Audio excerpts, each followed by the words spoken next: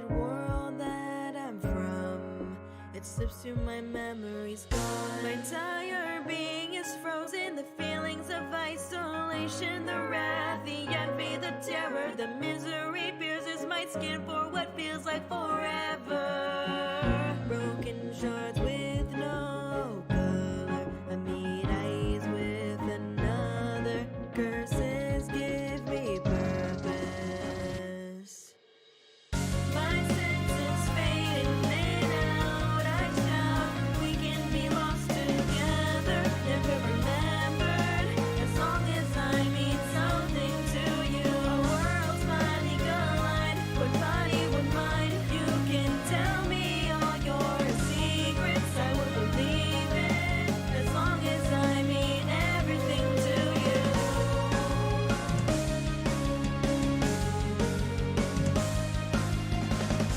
I raise my hands to the moon, and I see what comes to view. Alone once again, nothing I can comprehend.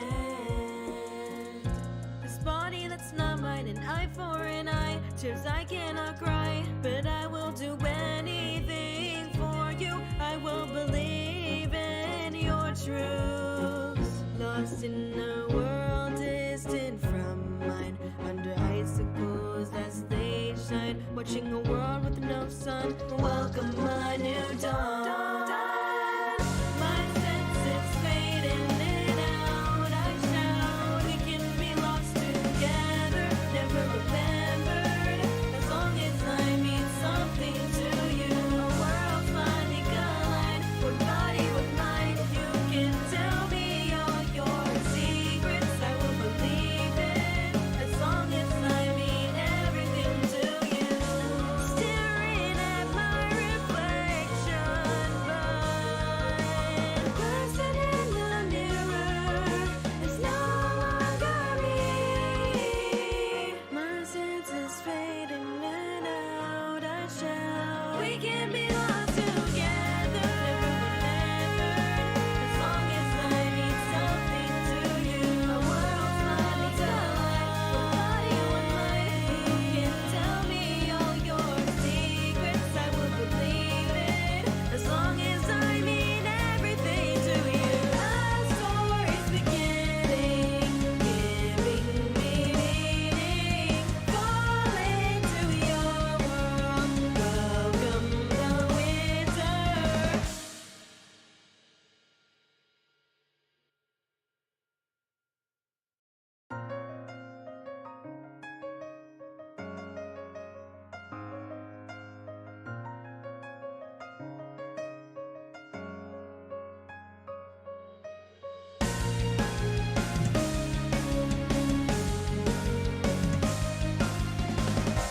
I raise my palms to the sun. The rays light up the mundane. This quiet world that I'm from. It slips through my memories gone. My entire being is frozen. The feelings of isolation, the wrath, the envy, the terror, the misery pierces my skin for what feels like forever. Broken shards with no color, I meet eyes with another. Curses give me purpose. My senses fade in and out. I shout, we can be lost together, never remembered. As long as I mean something to you, our worlds finally collide. What body, what mind? You can tell me all your secrets, I will believe it. As long as I mean everything to you.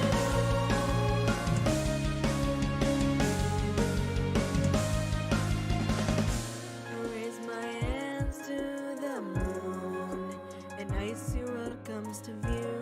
Alone once again, nothing I can comprehend. This body that's not mine, an eye for an eye. Tears I cannot cry, but I will do anything for you. I will believe in your truths. Lost in a world distant from mine, under icicles as they shine, watching a world with no sun. Welcome a new dawn.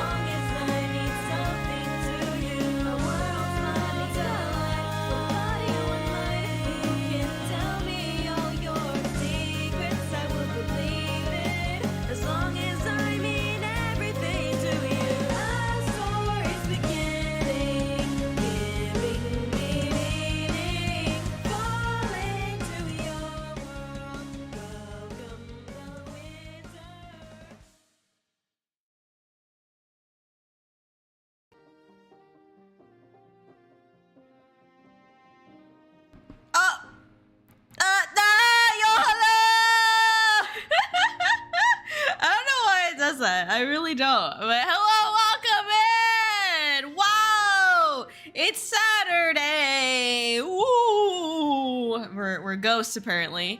The ghost of Kōri passed. Why isn't the chat coming up? That's weird. Oh, there it goes. What in the tarnation? Wait, why is it disappearing? Oh, great. Why is it disappearing? Well, that's weird. Let me turn it off and then on. Maybe? Send a message. No. I don't know what's going on with the chat box, but it's fine. I'm just gonna not have it up for now. Sorry, I'm reading chat, but I promise it's there. I don't know what... I hate YouTube chat, man. It just does not work. Anyway, welcome in, everybody. Hope you're all doing good. Happy Saturday. I'm very excited for today. I've got some pretty huge freaking announcements. But yeah, huge freaking announcements, and I feel like it's been such a long time coming to be talking about what we're going to be talking about today, so I'm really excited, but also really nervous. I feel like I'm not, like, it hasn't hit me yet what I'm about to tell you guys, or not about to, but what I'm going to tell you guys soon. But thank you so much for being here. Today, if you guys don't know, I'm sure you guys know already because I've just been spamming you with it, I will be playing through my game, and there will be a couple parts where I might pause and kind of talk about, you know, something about it, that, like, why I wrote it this way, or something that I liked, or something like that. So I will pause throughout the game to kind of talk about my perspective of things and do that, and then once we get towards the end of the game, I'll start getting into the huge announcement that I have. So just letting you guys know that that's what's going on. The game is about 2 hours long in playthrough. So just FYI, then I will be getting to the announcements and stuff like that towards the end of the game. So yeah, a lot of really cool stuff I'm excited to talk about today. I'm not ready to talk about it. I haven't practiced. Usually for like big announcements like this, I like to like kind of know what I'm gonna say and like practice, but I have not done that. I hardly even like proofread what I'm gonna be doing, so it's fine. It's fine. Anyway, let me say hi to everybody. Thank you so much for being here. I really appreciate it. Hello, Ryder! Woo! Hello, Ryder. Welcome and welcome in. Thank you so much for playing the game, by the way. I don't think I got a chance to, like, verbally say it to you. I don't know. Maybe I did. I know that I mentioned it the other day, but thank you so much for playing the game. Back on, I think, Monday it was. Really great gameplay. If you guys haven't seen it already, do recommend checking it out. Had a great time. Yeah, it was just really awesome. And I really enjoyed... Writers just reading through the game, and the little just great. It's just great. So thank you for playing the game. I really appreciate it. Obviously it's really cool to have fellow writers look at the game. You know, so thank you for playing it. Gaming time. What's up, Barbie? Hello, welcome in. How you doing? What's new, what's good? Thank you also, Barbie, for playing the game. I know I said it already, but Barbie was like the first one to stream the game, so super epic. Thank you, Barbie. Welcome in. How you doing? Let's go. What's up, Serenity?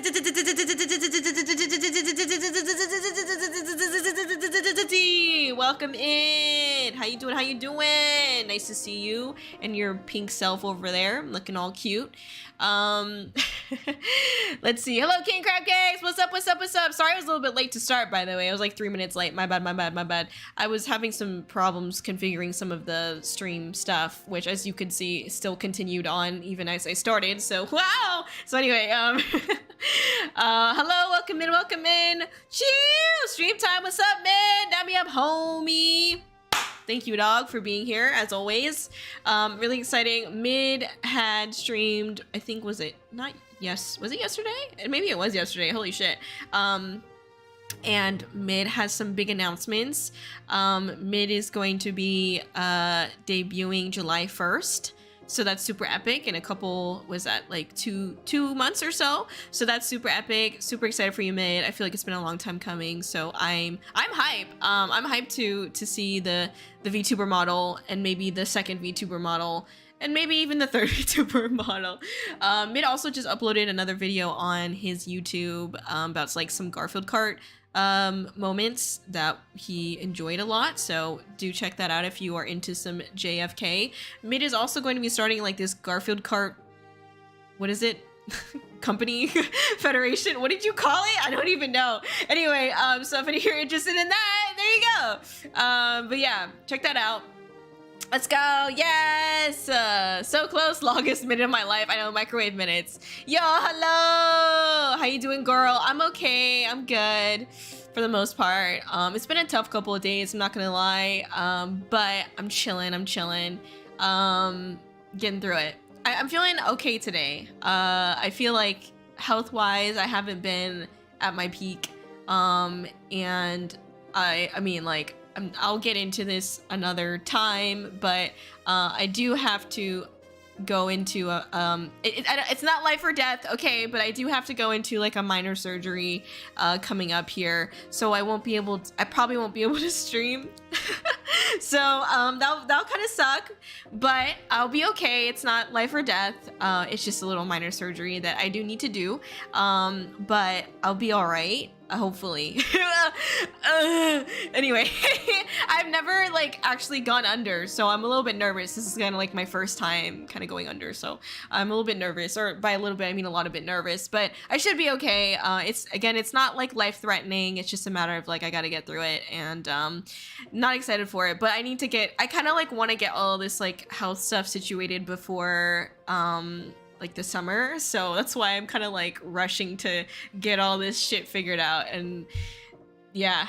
So that's what's up. Anyway, just letting y'all know that I'll be out for a couple days, maybe even a week, hopefully not more than that, but we'll see.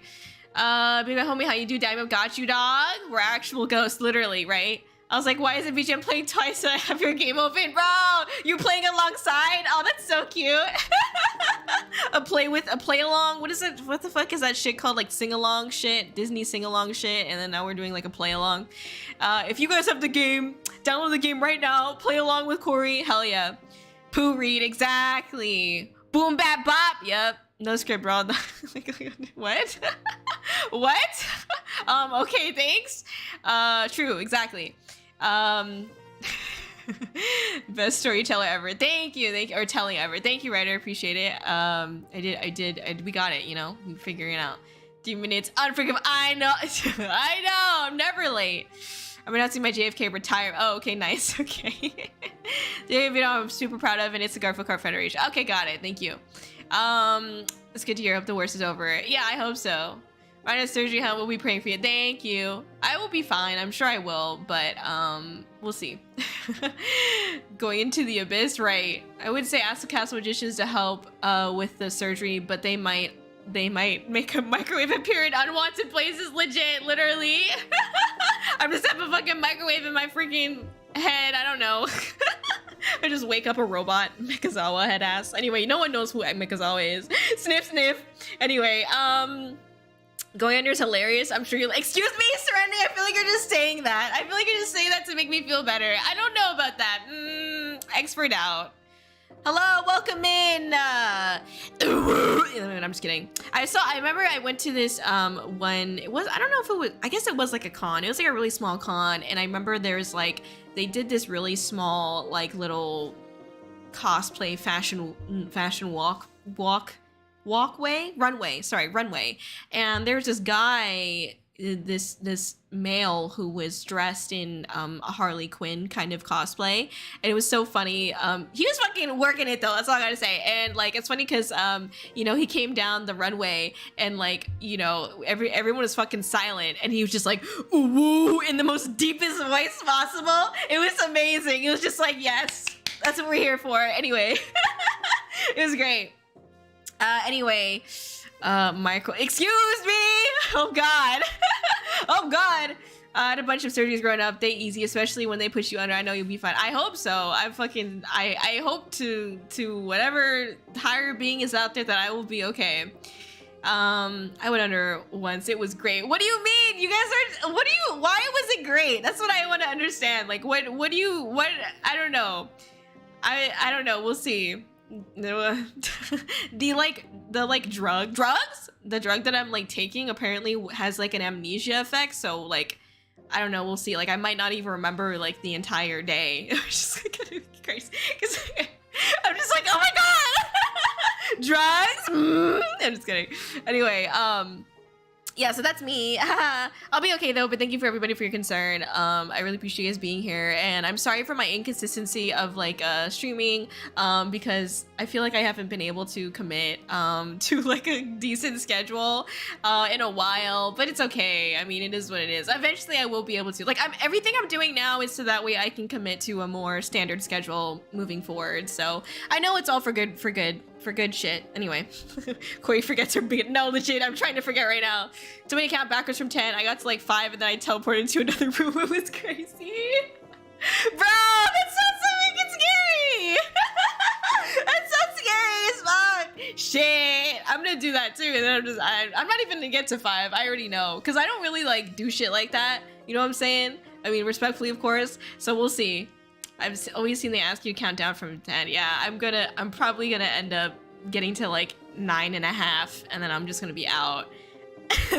Or just be like 10 and 8, just be super fast.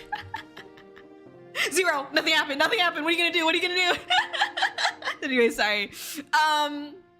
Anyway, as far as announcements go, outside of the big announcement that I have later, please make sure you check out the game if you haven't already. Obviously, we're going to be playing it today, but if you don't want any spoilers, this is a spoiler warning, okay? Spoiler warning! I'm going to be playing the game today on my stream, and we will be doing shit like that, and like you're going to see some spoilers and all that. So yeah, that's what's up. So yeah, if you want to play the game, then you're going to see spoilers here, so you might not want to watch the stream, or you could watch the stream and play the game and do your own experience, because there are different choices that you can choose, etc., etc. If you want to, never mind now, shut the fuck up. If you want to, play the game, it's on my site, and you can download. Here, let me get the link for you guys. Oops. It's on my site, and it's cool. It's cool. All right, here we go.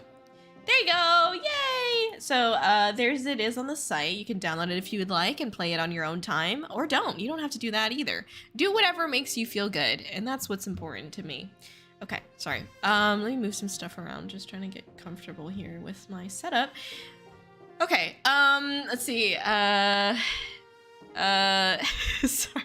Oh yeah, other announcements. Yeah, right. So you can play the game there. There's a link if you want to download it and play it. And then it's about 2 hours of gameplay. It's basically like VTuber. You know what's funny is that like as people were talking about it, they and like people like Writer or like Cinna, and they had their viewers come in, you know, they would be like, oh yeah, this is like a VTuber lore story, and I never even thought it. I don't know what's wrong with me, but like I knew that that's what it was, but like I never like thought to describe it as that. I don't know what the hell's wrong with me. Also, I want to also apologize. I'm gonna call myself out here. It's really embarrassing, but I'm gonna call myself out here. I have for whatever reason been putting FOIS. I don't know why. I think it's because like I think of Interstellar. Anyway, it's not that. I don't know why I've been putting voice. It's not that at all. It's F-I... It's Festival. It's F-O-I-I. It's FOII. Anyway, I don't know what's wrong with me, but that's what I've been doing, and I apologize. I'm so embarrassed. I don't know what's wrong. I really don't know what I was thinking. Like, but that's what I put, like, in a lot of fucking places, and now I'm, like, super embarrassed, and now I'm calling myself out, but I want to let you guys know that I realized it, and I am making changes, and I apologize, and I don't know what I was thinking again, but this is what happened. So, yeah, there you go. Anyway, moving on from that, feel free to listen to my new song, Solstice. It is, I think we're almost at, like 8,000 streams. So thank you so much for 8,000 streams. I really appreciate it. Yeah, thank you guys for being here. I don't think I have anything else. Oh, wait, one more thing. So on the 2nd, which is Tuesday, and I apologize, I had the date wrong at first because I don't know what the fuck was going on in my head. Once again, Kōri don't know what the fuck's going on. Tuesday the 2nd at 3 p.m. PST, so around this time, I will be streaming with Barbie, and Barbie's going to be kind of like moderating the chat and some questions. The questions are going to be about basically Kōri, or well, I guess myself. It feels weird to say. Kōri, and you can ask questions about me or the game, music stuff. Pretty much open to anything. Obviously, like I said, Barbie will be kind of moderating that, so just FYI. Here's the link to fill out the form if you would like to submit a question. Feel free to do that. You don't have to, obviously, it's no pressure. Okay, so that's gonna be on May 2nd at 3 p.m. PST. So if you guys want to check that out when it's May 2nd, then you guys can come and submit questions if you'd like. Obviously, it's anonymous unless you put your name there, so you don't have to worry about like so I don't know what that was, but yeah. And then I think on Thursday, May 4th, I will also try to stream. I think I know what I'm streaming. I'm not quite sure yet, but I'm gonna probably stream either like a project explanation on like how I went in and made my game. So that way, like, it can give some context for people who are interested in making their own VN, kind of my process and how I manage that. And then either that or the line-by-line explanation of Solstice.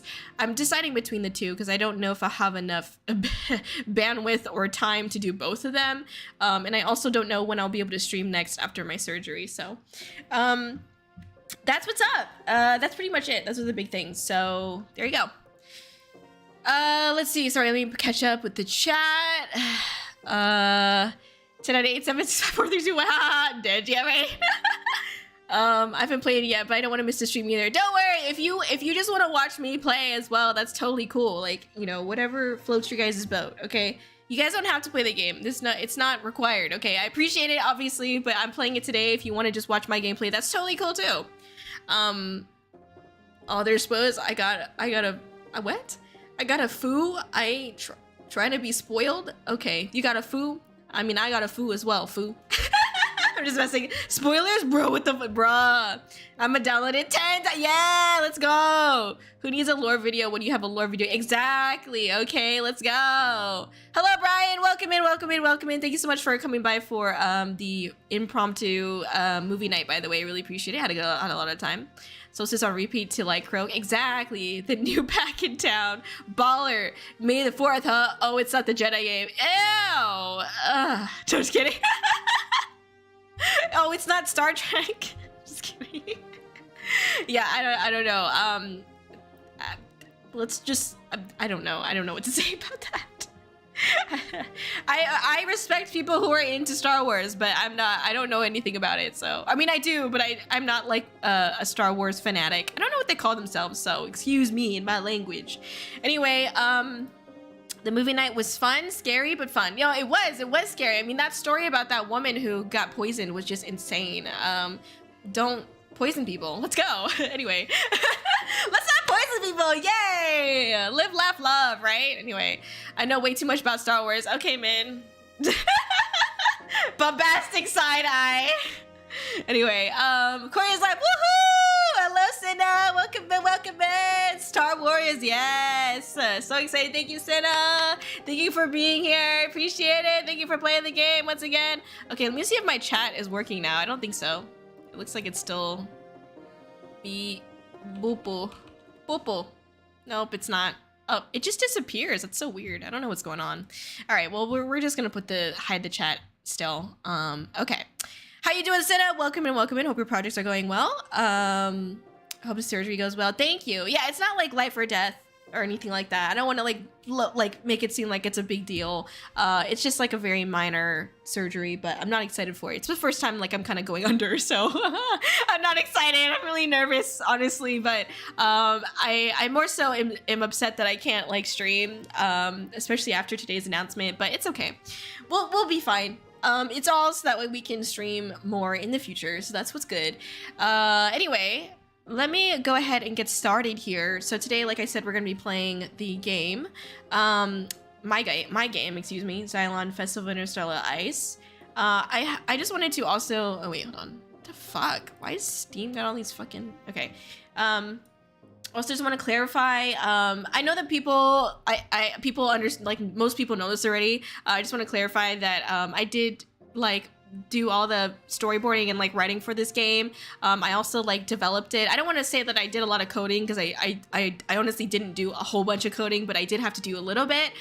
So I did make the game. The only thing that I really got help on was like the art. So just to be clear, that's what happened here. that this game is self-produced. So I know that most people knew already, but I just wanted to clarify because there was some confusion on like some other people's streams. Not calling anyone out, by the way. This was on multiple people's streams. So I just wanted to clear the air once again that this is something that I made. And not to brag, but just to make sure that it's understood. Anyway. Damn, she could do, yeah, get a girl who could do both or all, really. Anyway. Okay, let me see here. Let me see. We're gonna get started. Oh, I was about to press end broadcast. That would have been epic. Okay, so... Alright, let me go ahead and transition over.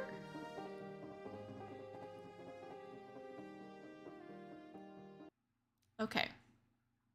Can you guys... What is happening? Hold on. What do you guys see? Okay, this is what you guys see. All right, let me also, let me know if the fan in the background is too loud. I don't think it will be, but. All right. How is the music? It might be a little bit loud right now, but let me know. I didn't know that. Dab me up for that, homie. Got you, dog. Thank you, Mid. So excited to see you discuss everything. Thank you, Senna. Yeah, I'm excited to talk about the game. I'm not going to be going in depth on like every single thing. Like I said, Barbie and I will be doing Barbie's going to be hosting, like not hosting, but like being kind of like the MC for it. But we're going to be doing a Q&A on the game and whatever else other questions there are on Tuesday. So if you want to hang out then to hear more in-depth stuff as well, they'll be there. Very excited for that as well. So I'll be kind of like talking about some stuff as I go through, but I won't be going too much as in detail as I will on Tuesday. So just FYI. Okay. Okay, sorry. The get a girl who can do literally everything. Let's go! Snap, snap. Best soundtrack. Thank you. Sounds okay. Thank you. Sounds good. Okay, let me know. Yeah, we can probably adjust it as we go. I shall be taking notes for our Q&A. Thank you. I will, of course, yeah, let's go, Senna! Thank you. I appreciate you being here. Thank you again for playing the game. All the people who played the game or streamed the game, keep an eye out for something cool coming in the next couple of weeks. Okay, so we're gonna press new game, and we're gonna get started here. Okay. Gotta dip up here. Okay, no worries, man. Thank you for being here. Appreciate you. Be safe, or don't be safe. Okay, new game. Let me adjust myself as well because I know that it's a little bit awkward. Let me see. I feel like I don't want to be too small, so I think like around here is okay. I think this is all right.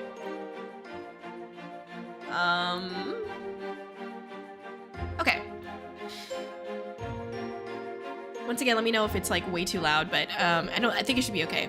Back to small Kōri in the corner, yeah, right? All right. Good stories usually start with once upon a time, or there once lived a legend who didn't know they were a legend yet, or I was so hungry I could eat a horse.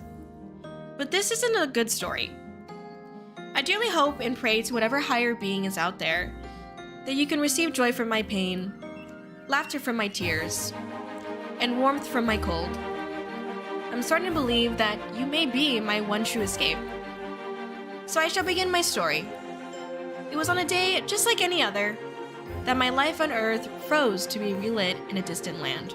I love this intro. I remember going back and forth between like what kind of intro I wanted because because I wasn't sure exactly. Like this is obviously the way that I write, by the way, is very much like linear. Like I have to write from the beginning.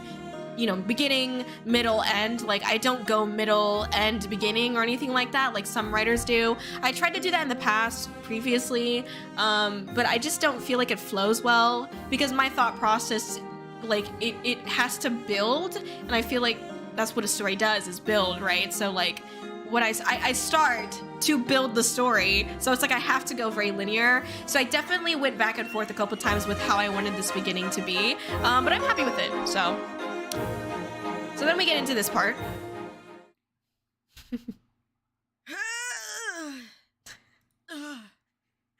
10 out of 10. Sorry. 10 out of 10 voice acting. Thank you very much. Kōri the best. Okay. I remember like recording this.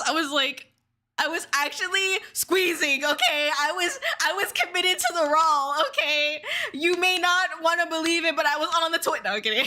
I brought my mic to the toilet cam and all, okay? I was on the pooper. I was committed to the act. I was squeezing my butt cheeks. Anyway, you like that sound effect? You like that sound effect? You like that little bloop? Okay, thank you. Anyway. Yeah, finally. I know I don't tolerate lactose and all, but what else am I supposed to eat sugary cardboard, I mean, cereal with? Exactly. What are you supposed to eat cereal with? If not... if not fucking milk. Milk! Anyway. Here we are. Yay! I was really excited as well because I don't know not many people talked about the music in their playthroughs, which is cool. It's fine. I'm not calling anyone out. But I know that Senna was excited to like hear the VTuber Christmas like instrumental music. It's not the whole thing. I took out like the bells, obviously, not the cowbells, but the cowbells, but the little like chimes and stuff like that. I did take that out, so it's just like a very standard like preppy, happy-go-lucky kind of track right here. And I also wanted to have something that I wanted to have like a track that wasn't fully like Kōri and like Zhylan associated, if that makes any sense, because not many people, I don't think anybody else noticed this. This is just a really small detail that I was focusing on. The music that happens before the isekai is very much like it's like tracks that like I had kind of like made, but not necessarily for like Kōri stuff, if that makes any sense. I'll talk about it some more as we go through.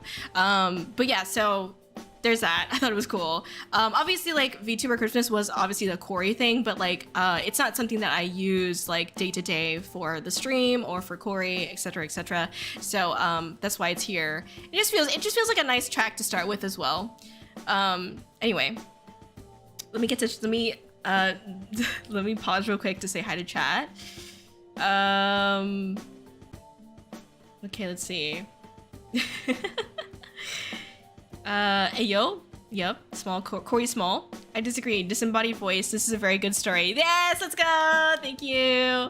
It is the master at work. Thank you, Vector. Woo! The intro definitely got me hyped. Right, exactly. That's part, right?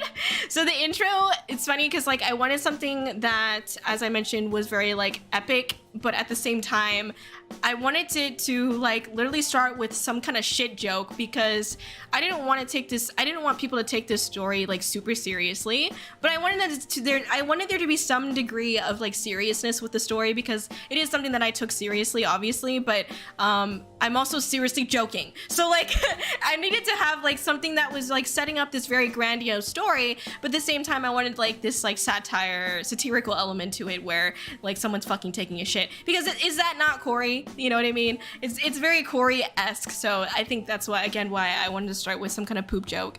And yeah, it's great. I appreciate that about the fucking shit joke. Anyway, sorry, let me get back.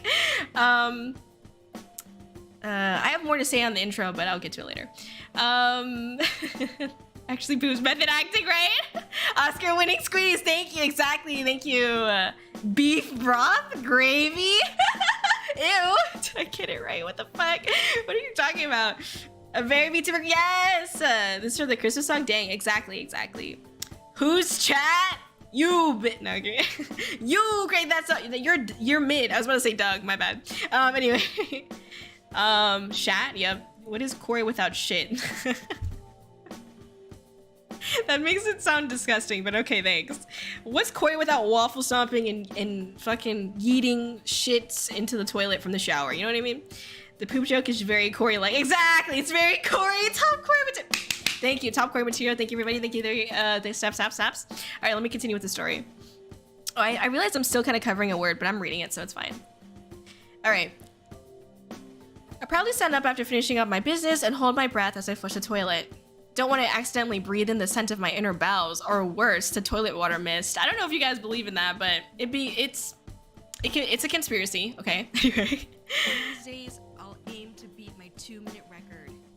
Speaking of time, I think I'm late for class. We late for class? Oh shit. Also, the 2-minute record is a joke about the fact that like Kōri is constantly trying to like beat her Unko record, like to poop faster, because like why would you not want to poop faster? Like you're just sitting there, like, you know what I mean? So anyway, I grab my backpack hanging from the stall door and exit the relief station. Yes, I called it that. Snap, snap. I would much rather be at home playing video games and getting lost in fictional worlds. It's not that I hated class, it's more like I don't have any friends to suffer class with. I held down a grouchy sigh, knowing that a bratty exhale isn't going to solve my first world problems. I make my way to class, keeping my head down and staring at the grimy, discarded, gum-infested floor.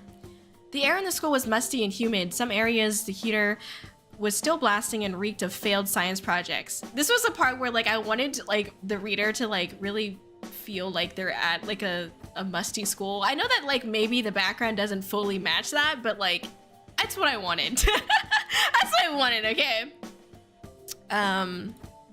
Other areas were cold due to the broken windows being covered with trash bags. To be fair, I don't think it's the school's fault that the buildings are so old. Wait, but then again, where the hell is our tuition money going?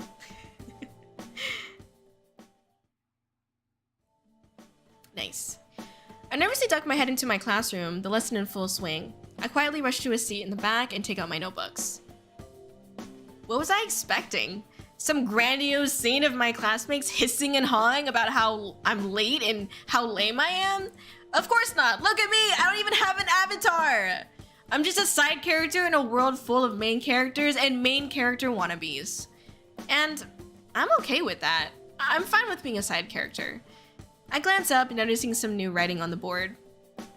Please interview a good friend using these questions to complete the assignment. I don't know. It's their monotone voice carries to my ears and I feel my entire face drop. Ha! Friends! Totally! Then I'll just fake the answers. You'll need to take a selfie with your friend when you submit your completed worksheet. Bah! That's just a bunch of dookie. I slouch deeper into my seat and start thinking about who I could contact. Well, there was Error, but last time we talked, she wanted to make me pay her bills. Maybe Error, but they were ostracizing me during their wedding. These are also true stories, by the way. Now that I think about it, did I have any friendships that went well? Was I the problem? Bah, whatever. No use getting all sappy now. I gotta do this project. I tap my pencil on my notebook as I daydream about fictional characters, food, and figurines with interchangeable. The other students begin to shuffle out of the classroom, cueing me to take my leave as well. If you guys don't know what the interchangeable part that reference is, that's good. You weren't here for that stream, so that's great. That's good. You're not here for that stream. That's great. Anyway, okay.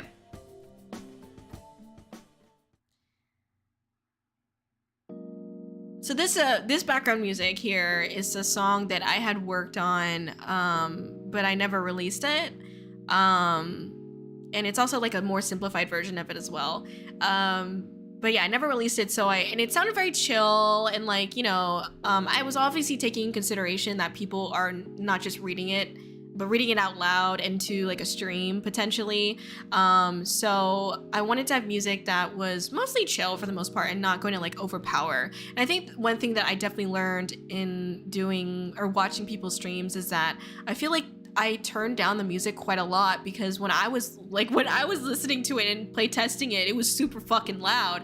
But I realize now that I feel like maybe I was too quiet, because on some people's streams, some people were saying that it was a little bit too quiet. So definitely something that I'm taking to heart for next game, to increase the kind of like the volume levels, and then people can adjust it in the where is it? I think the menu or config. the config. So, okay. Naturally, I go straight home like the true sweaty gamer I am. But for whatever reason, I can't seem to focus on immersing myself into my favorite video games. The whole friend interview project is getting on my nerves. What even was the point of this homework? To make the so-called popular kids look cooler and people like me look lamer? I shake my head, trying to physically ward away the thoughts. Sitting back in my gamer chair, I turn on my phone and try to send a message. Error. Message undelivered. Phone number does not exist. Huh. That's weird. I swear this was their number. Message blocked. What? I was able to message them just a month or two ago. I sent a few more texts to whatever numbers I had saved on my phone. When I finally get a response, my eyes widen with excitement. Who are you again? I frown, but try not to let this get the best of me. I was part of your group in ENL 100 last quarter. We worked on a project and I treated everyone to hot wings and coffee. By the way, ENL 100 is just an English class. So, by the way, just letting you guys know. So people are like, what is this? It's just English. It's English 100. So just FYI. Okay. Would you be able to spare 30 minutes to help me with an interview? No response. Even after I make dinner, eat, work on homework, and die a little bit on the inside, there's no response. I open up my messages and thoughtlessly stare at the screen. The words red glare at me, feeling as if I was looking up at the sky raining down hail. Now this is one of the first moments where I am writing in a way that is supposed to be about reflecting like imagery of winter and cold ice and whatnot. And I sprinkled this throughout the story. These kind of like these how do you say, similes and metaphors for that related to an ice princess or winter season, or the just snow and ice in general. But that's something that like I like to do throughout my writing, which again is why I write so linearly, because I like to make sure that like as I'm writing, I have these little like these phrases or sentences that have these connotations of ice, because that in what I believe is that like it subliminally has like tells the reader like this is about an ice princess, this is about ice, this is about winter. So that's kind of what I like to do with my writing as well. That's why I like to believe that it's subliminally like no one notices it, but it's there, you know what I mean? Anyway, I tap on their contact information, seeing a bunch of social media links. As I'm scrolling through, I accidentally press on a link and I'm redirected to a live stream. Yeah, there's some weirdo I was forced to work with hitting me up again. The disgust was clear in their voice and expression. Like, she asked me to hang out with her a while back and I said no, obviously. Then I deleted her number. What do you guys think I should do? I'm pretty sure she's stalking me at this point. I can't seem to look away. I can't seem to put down my phone, close the stupid app. My entire being is frozen as feelings of isolation, wrath, envy, terror, and misery pierce my skin like icicles. And this is if you guys might have recognized that these lines are also seen in the in Solstice, the song, as lyrics. This is one of the moments that I took. Because as I mentioned, when I was writing Solstice, I took a lot of things that I wrote in the VN script as lyric and changed them into lyrics for the song. But this is very obvious here. Anyway, also you can hear the music in the background. This is also something that I think I didn't release. I don't remember what this exactly is from. I'm blanking right now. But yeah, it's like as you'll start to hear it more as we go through this scene, but it gets more and more like distorted as we go, and it's supposed to kind of build. I was hoping that this music built up like a tension of some kind. Okay. You want me to share my phone screen? I'll share the messages if you guys donate. Oh wow! Thank you for the $10. Here, let me plug my phone in. A sultry voice covered in honey and silk beckons my despair. I nearly laugh at how easy it is to coax a person into exposing someone like me. Should I be happy that I'm even worth $10? My body reacts on its own, gripping the phone until my palm turns white, a crackling noise of the screen collapsing in on itself. I feel my eyes wildly scan my room full of no personality, just a computer where I can play pretend. I forget how to breathe, but I don't feel like I want to anymore anyway. My arm angles itself backwards, and I feel every muscle in my body tense, every bone in my arm crack, every cell in my body shivering with anger, a demonic voice erupting from my phone, tearing at my ears, telling me,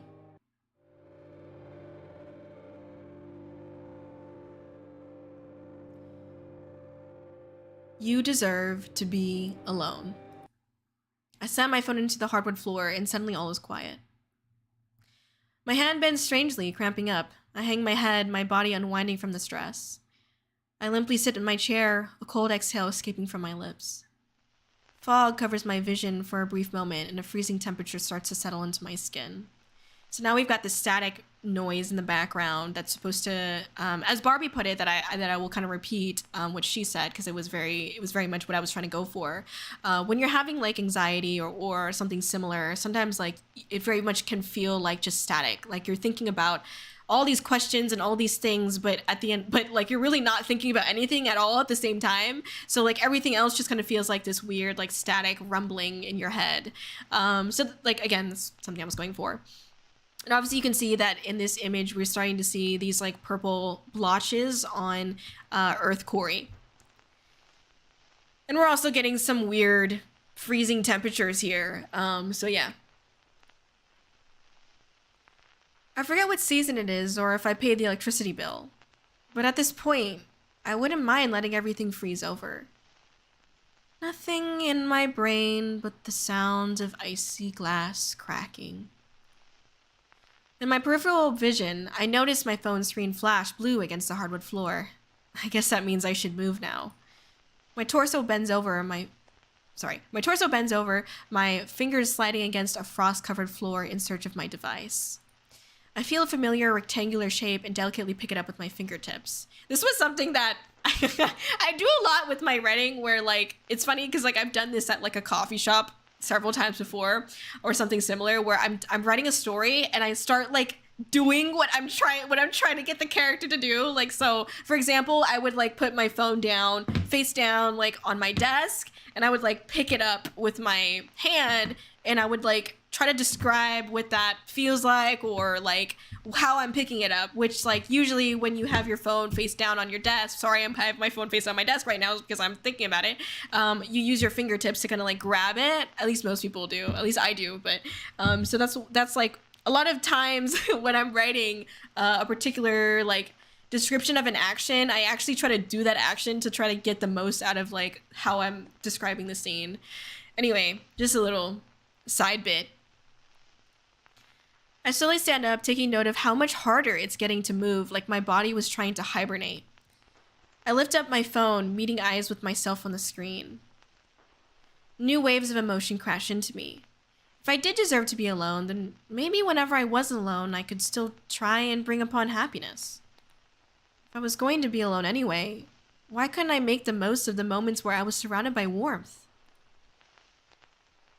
The eyes I saw in this broken reflection were blank, full of no color. If I was meant to be a side character, then I'll be the best supporting role I could be. This could be my goal in life. Finally, something to look forward to, even if it's a little twisted. I study the lines of the broken glass as a blizzard of drowsiness sweeps over me. I follow those sharp slashes in my screen, suddenly meeting eyes that weren't my eyes. But those eyes feel just as lonely as mine.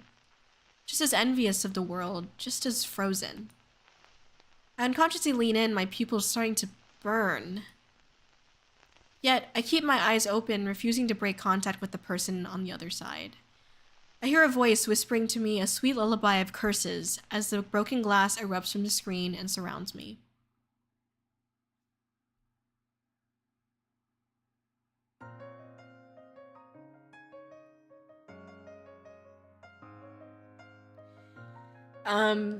Yeah, I was really happy that I got the ambient done in time so I can put this in the game. But I wanted it to be like a anime opening kind of feel, this song, and obviously the MV and the way that it plays in the VN. yeah, so that's why I put it here, and I was really excited that I could have it here. It's really cool. My entire being is frozen, the feelings of ice. There's that line right there. The envy, the terror, the misery pierces my skin for what feels like forever. Bum, bum, bum, bum, bum, bum, bum. Sorry, I'm ruining it here. Curses give me purpose.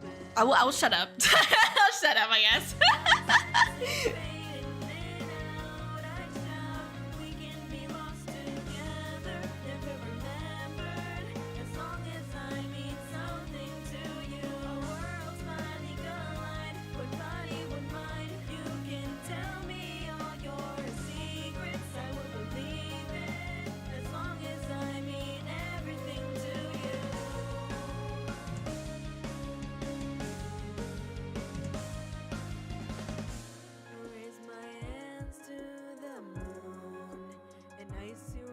To view alone once again, nothing I can comprehend. This body that's not mine, an eye for an eye, tears I cannot cry, but I will do anything for you. I will believe in your truths. Lost in a world distant from mine, under icicles as they shine, watching a world with no sun. Welcome a new dawn. My senses fading in and out. I shout, we can be lost together, never remembered.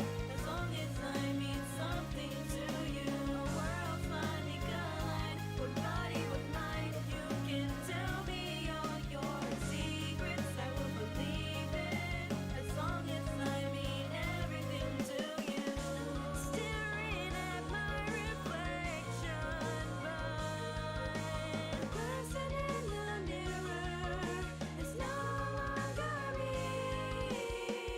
My senses fading in and out. I shout, we can be lost together, never remembered. As long as I mean something to you, a world's finally collide. One body, one mind. You can tell me all your secrets. I will believe it.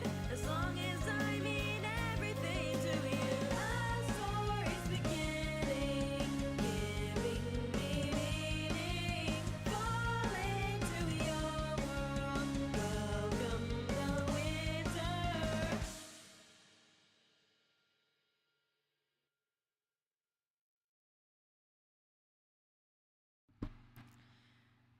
Welcome the winter.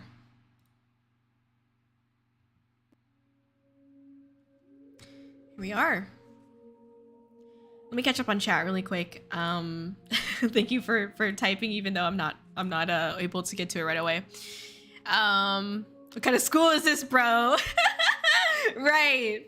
I think I will talk more about why. I know that there were some questions, as I saw in some people's playthroughs, like, what kind of school is this? Like, why is a school like this? Or you know, how old is this person and stuff like that?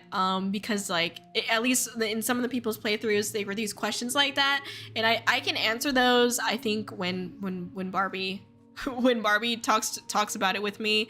But there is a reason why there seems to be like a disconnect between what is presented in that section of the story. And it's all about how you actually lay the story out, like part by part, lay it out on like a fucking storyboard, then you would understand. But anyway, I know it's a little bit weird, but it's supposed to be that way. Anyway, Photoshop a friend into the picture, problem solved. I know, right? Chat is hard, right? There is an option menu, yes. I was gonna ask, was the name of an English class you took? It was, yeah. There's a bunch of those. They were very pretty. Yeah! I actually didn't know that. That's amazing. Turning your writing into lyrics for your song is amazing. Yeah, it actually worked. Like, again, I think Solstice is one of my favorite songs lyrically right now. I mean, obviously it's the newest song, but definitely one that I really like. So I'm happy about, because I took a lot of the VN writing. Just these very subtle or metaphors or just very pretty phrases and sentences that I liked into lyrics for the song.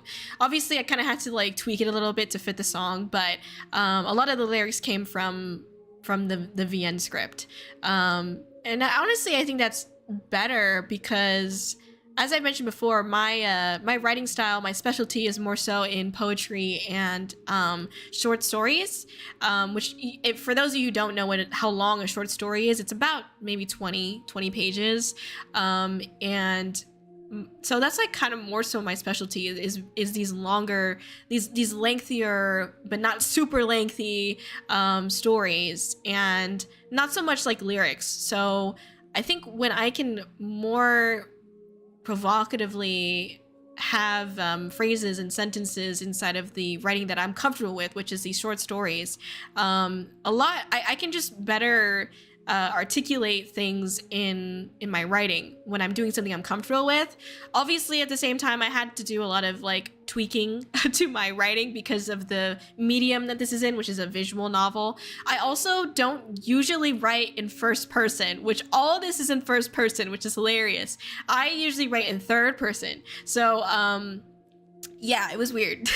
By the way, first person is obviously I. Third person is like a bird's eye view. So like she, he, they kind of thing. Anyway, sorry, just to mention that.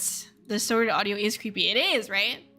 I love the purple overtaking her form and symbolism meaning around it. Exactly, yes. The spell begins. Getting that knowledge. Curses give me purpose. That's from, right, exactly. That's from that little part when she's getting isekai'd. The amount of thought Kōri put into all this is insane. Thank you. I did put a lot of brain power into this, and that's why I'm so tired. Anyway, we can be lost together, never remembered. Okay, sorry. Dawn, yeah. that Dawn, I worked so hard on that, so I'm glad that people enjoyed that. I keep getting Sky to blast solstice in the car when we go. Yes, yes. I appreciate you spelling solstice that way, by the way, because like there are a couple people, like no hate, by the way, but there are a couple people who who wrote solstice like the way it's supposed to be spelled, and I'm like, bro, that's not my song. I'm just messing, but anyway. Because it's supposed to be like soul, like my corny cheeky ass was like souls plus ice, and it makes so much sense, you know. But also solstice. But anyway, that's the poetry me coming out. You write in third person. I envy that a bit. I struggle to write in third person. Oh my god, yeah, I write in third person. Like this is like the first time in a long time that I've written in first person. Do you usually write in first, or? I think most people write in first or third. Second person is actually really hard to write. So. What do you guys write in POV? It's supposed to be souls plus ice, right? Yes, exactly. Yeah, but it's also solstice. But like I just like the double meaning of it. It's very much like it was just so perfect because it's like, you know, Kōri as a character is like split in half in a way. You know, the heterochromia symbolism there, so yeah, having like a double meaning for the title of the song was really cool too. I have no idea how you would write in second person. It's a bunch of yous. I usually write in first. I usually do because I have an emotional connection to what I'm writing and it makes it easier to write. But no, that makes sense. Absolutely. Yeah. Yeah, that does make a lot of sense too. I think when you're writing emotional things in third person, it is definitely different. And it can be a little bit more difficult, you know. I think when you can capture a lot of other like I think you can capture more personable feelings for sure in first person, 100%. And in second person, but second person is pretty tough. Exactly. But yeah, second person is tough to write in. But it's a good challenge. If you ever want to challenge yourself, you know, write in second person. Okay. Thank you for all your comments. I love you guys. Thank you. Let me go ahead and get back to reading this part. So this background music, spoiler alert, is actually, it sounds very spacey and like very ambient, right? So what it actually is the ambient noise, background noise that is in post-debut. And you don't hear it unless you really, really try, because it's way back in the instrumental for that song. But this is actually part of post-debut. Which is funny, but I did add some like effects on it. Obviously there's like this staticky noise as well, so yeah, but just little cute little nod there. Because Post Debut is also like a song that is very like you know, there's a beat switch which goes from melancholy to angry. Anyway, sorry. All right, here we go. I feel what should be my eyes open, only to be met with darkness. By the way, this, no one knows this, but I feel what should be my eyes open line, I wrote that because I had written a poem before that has this line constantly within the poem. Barbie might remember, or if you guys were on that stream, you might remember, but I have like a poem that I'm really proud of that I constantly have this line, I feel what should be my eyes open. I took it from that. I just liked that line, so, and then I had it on here. Anyway, my body is light. In fact, I can't really feel it anymore. Rather than confusion, I feel at peace, floating in purgatory. I don't care how I got here, where I am, who I am. I just want to be a floating, lazy snowflake. I thought that was cute, sorry. My eyes slowly adjust to the inky void, and I notice a shadowy figure below me. Iso ka? Nice. You guys hear the effect on that fucking voice? Anyway, sorry. Anyway, yeah. I can't really make out what they're saying, my senses fading in and out. Whatever they were saying, it didn't sound like a language I knew. Senses fading in and out, pointing. I feel it should be my hand reaching out to that person instinctively. Somehow, I felt like I could trust them. Maybe because I can tell by their tone of voice. They were desperate, more lost than I am. Just as our fingertips were about to touch, I feel it should be my body getting pulled into the opposite direction. Up into a hazy purple fog that begins to surround my senses. All the while, the figure down below silently watching. Are you trying to kill me? If you fart under the covers, you have to air it out immediately. You hear that? Get your shit together. I yell. Oh, a dream, obviously. I wake up in a cold sweat, fumbling around in the dark room and reaching for my sheets to lift them, for good measure. But to my dismay, I sit up and find myself on the cold floor. Everything is blurry and my left eye feels like it's burning dry. I take a deep breath, trying not to panic. Not only was there something wrong with my body, but this room, it wasn't mine. That much I could tell. I get on all fours and crawl to what seems to be the wall. I press my hands against it, like a trapped animal pulling myself up. Wait, am I wearing heels? Ew! I was standing like a defeathered chicken, naked, confused, and fearing for what was coming next. Eventually, I'm able to stand normally. I turn my back against the wall and try to scan the area. I seem to be in a room. A nice room, actually. It was really pretty. Fit for royalty, even. Which is weird, because I'm definitely a degenerate. Focus. Where the hell am I? What was I doing last? I think I was at home. I was playing some video games, and then I started watching somebody's stream. Blank. My singular brain cell is struggling. I need to call upon my second brain cell. Second brain cell, what should I do now? So, I was trying to figure out how to have choices within the game. And I was like, you know what would be so perfect? Is having the reader be the second brain cell. It's just, I don't know, it's just great. Anyway, so that's how I came up with that idea, because I wanted to include the reader somehow. I think, what was the other idea that I had? I can't even remember, it's been so long. I think the other idea I had was potentially to have someone... Oh, there was one, I had an idea to write the story as if there was somebody else, like as if the reader was their own character. Like, for example, like Cinna was just like, when Cinna started the game and started playing the game, Cinna had to pretend like they were just Cinna.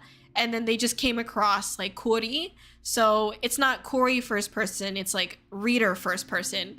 And so I thought about incorporating choices that way and like writing the story in that way, but I decided not to, obviously. But that was another thing that I was thinking about when I was about to write the game or outlining the game. And then I don't know, I felt like, you know, again, how did I want to incorporate choices in the story?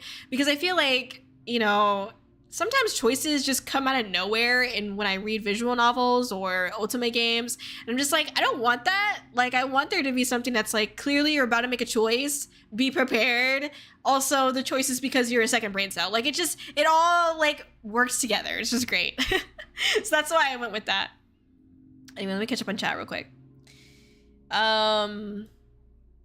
Let's see. I feel like I'm floating in purgatory to some days. It does, right? Honestly. So mysterious, and we're back to Kōri farting. Exactly. I love the poop myself option. 100%. That's what we gotta do. You know, you gotta do the shit myself playthrough.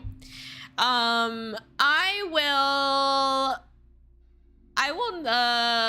guess I'll do the shit. No, I won't do the shit myself playthrough. I will do call for help, because I don't think not many people chose this, which is good. This is fine. Let's see. I opened my dry mouth. Nothing is keeping my lips. It's like I forgot how to speak. The feeling at the tip of my tongue, but my muscle's not responding. So this is where I'm trying to write in these moments where her like soul in a way is trying to get used to like operating this body. Because I was wondering what it would feel like if you were just suddenly in another person's body. I would like to assume that most likely your motor functions may not fully be there, but so that's what I was doing with this. But I feel tears prickling in my eyes at my frustration. No, I need to take it one step at a time. I'll be okay. I take a steadying breath and I feel my vision stabilize slowly. I notice some curtains. Well, if I learned anything from horror films, wherever there are creepy curtains, there are windows. I just really hope there isn't a terrifying monster behind it. Well, theoretically, maybe if I actually shit myself, it will deter whatever grotesque beast is hiding back there. Moving on. I take a step forward, my heel clicking loudly against the floor. It was strange, though. The floor feels slippery, but solid, like ice. Uh-oh. I've never even ice skated before, and I definitely have the balance of a seesaw. I'm either face up or ass down. Sorry. I fucking love that fucking shit right there. That was one of my favorite things that I wrote in this fucking story. I'm either face up or ass down, balance of a seesaw. Okay, sorry. I take my time crossing the room. Luckily, it was pretty clean, and there wasn't much clutter on the floor. I can feel my ankles shaking as I step forward, feeling like a newborn fawn on ice. What feels like hours pass, and I finally reach the curtains. I'm not like those thriller movie protagonists peeking through or taking forever to look into the unknown. I fling the drapery open with all my might, and light floods into the room. Ah! A sweaty gamer's worst enemy! The light! It burns! Itayo! Okay, sorry. I intentionally take a few steps back, throwing my hands up, throwing my my hands up in front of my eyes. Okay, good thing I'm it's the gamer, otherwise I would have melted. You hear that, everybody? Also, like, low-key, I was like, no, people, like, at this part, they were looking at the beautiful background, which, like, here, we can just take a second to look at. Obviously, it's beautiful. It is a great background, but people were like looking at the computer, and the problem is that like the computer doesn't actually get there until later on the story, but like I can't just take it out of the background, like it's just there, you know what I mean? So I was like, oh, they're like, oh, look at this computer. I'm like, bro, no, it's explained later, don't look at it. So you ignore this. I'm covering, my big ass head's gonna cover it right now. Anyway. I give my eyes a few moments to readjust and realize the world outside is different.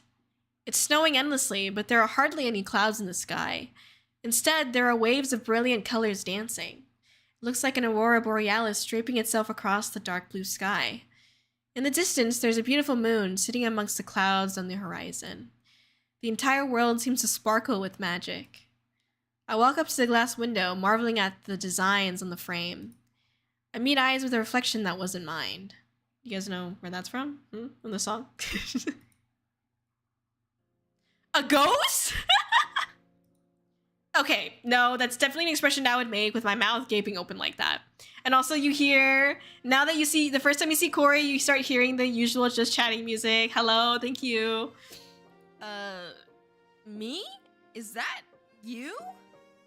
Also note that there is no name here, and there wasn't a name in the first part either, because like you don't know Earth Kōri's actual name, and right now Kōri doesn't know her own name either, so.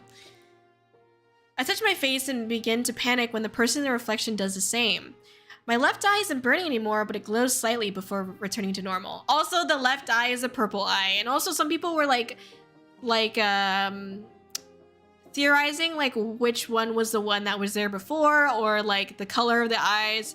So to answer the question, original Kōri, before the isekai Kōri came in, the crackhead raccoon came in, had both blue eyes. When the crackhead raccoon Kōri came in and isekai'd into her body, that's when the purple eye came. So anyway, the deep shade of purple reminded me of my favorite sweater, a slight comfort in this strange circumstance, which is me here trying to say this is like the purple sweater and this purple that this Earth Kōri relates to that's now here. Like, that's what I'm trying to say, that, you know, this is the new color of Kōri's eye because of the crackhead raccoon Kōri. Anyway. I touched a crown on my head. What an odd design. Like, it wants to be elegant and sharp, but this thing hanging on my forehead is like a ding-a-ling. Look at that ding-a-ling! I do the usual thing that anime characters do in this situation and flex open my pale hands. Excuse me, I burped. Staring down at this body that wasn't mine with my heart racing. Fear is starting to set in and I find myself unable to breathe. I look around wildly, searching for an answer that isn't there. Am I dead? Where am I? How did I end up in this body? Whose body is this? Why did all my memories transfer over? Am I dead? Is this Earth? Why can't I move? Did I forget to do my homework? Do I even have homework anymore? Where am I supposed to go? Am I dead? I nearly collapsed on the floor, but my arm instinctually steadies my body against the window. I put a hand over my heart, feeling my heightened pulse. I'm definitely alive, or at least this body is. I exhale, then breathe in slowly. I'm still me, or at least inside of this body. I feel the comfortable coldness on my hand against the window. I'm here whether I like it or not. Finally, I'm able to stand up straight and reassess the situation.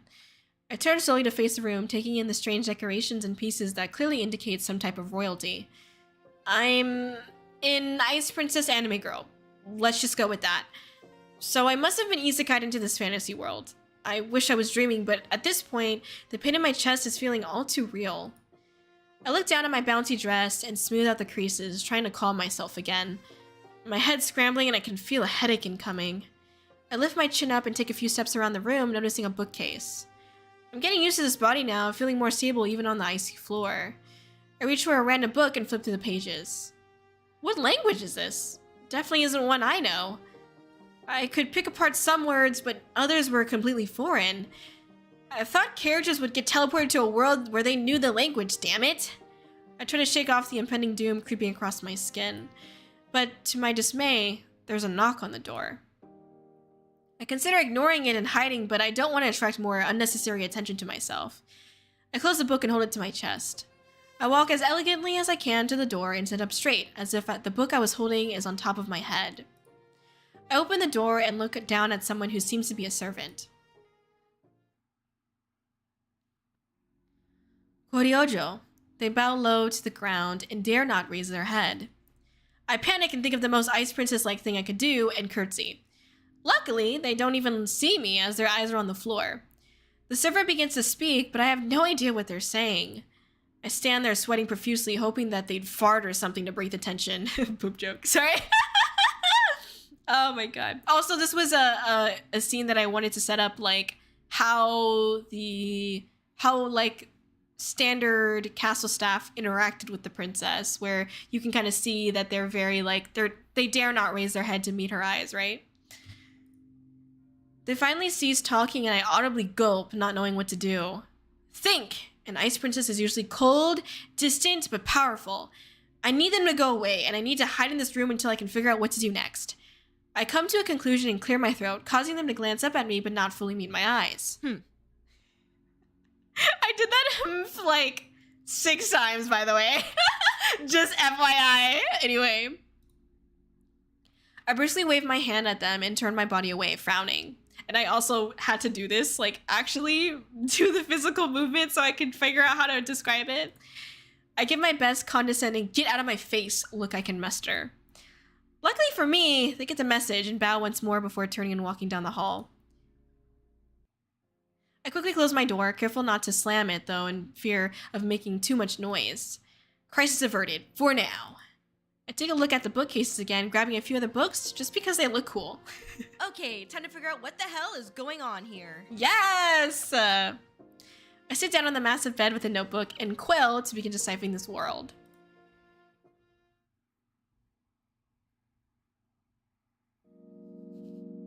Here we go again. Let me check on chat real quick, sorry.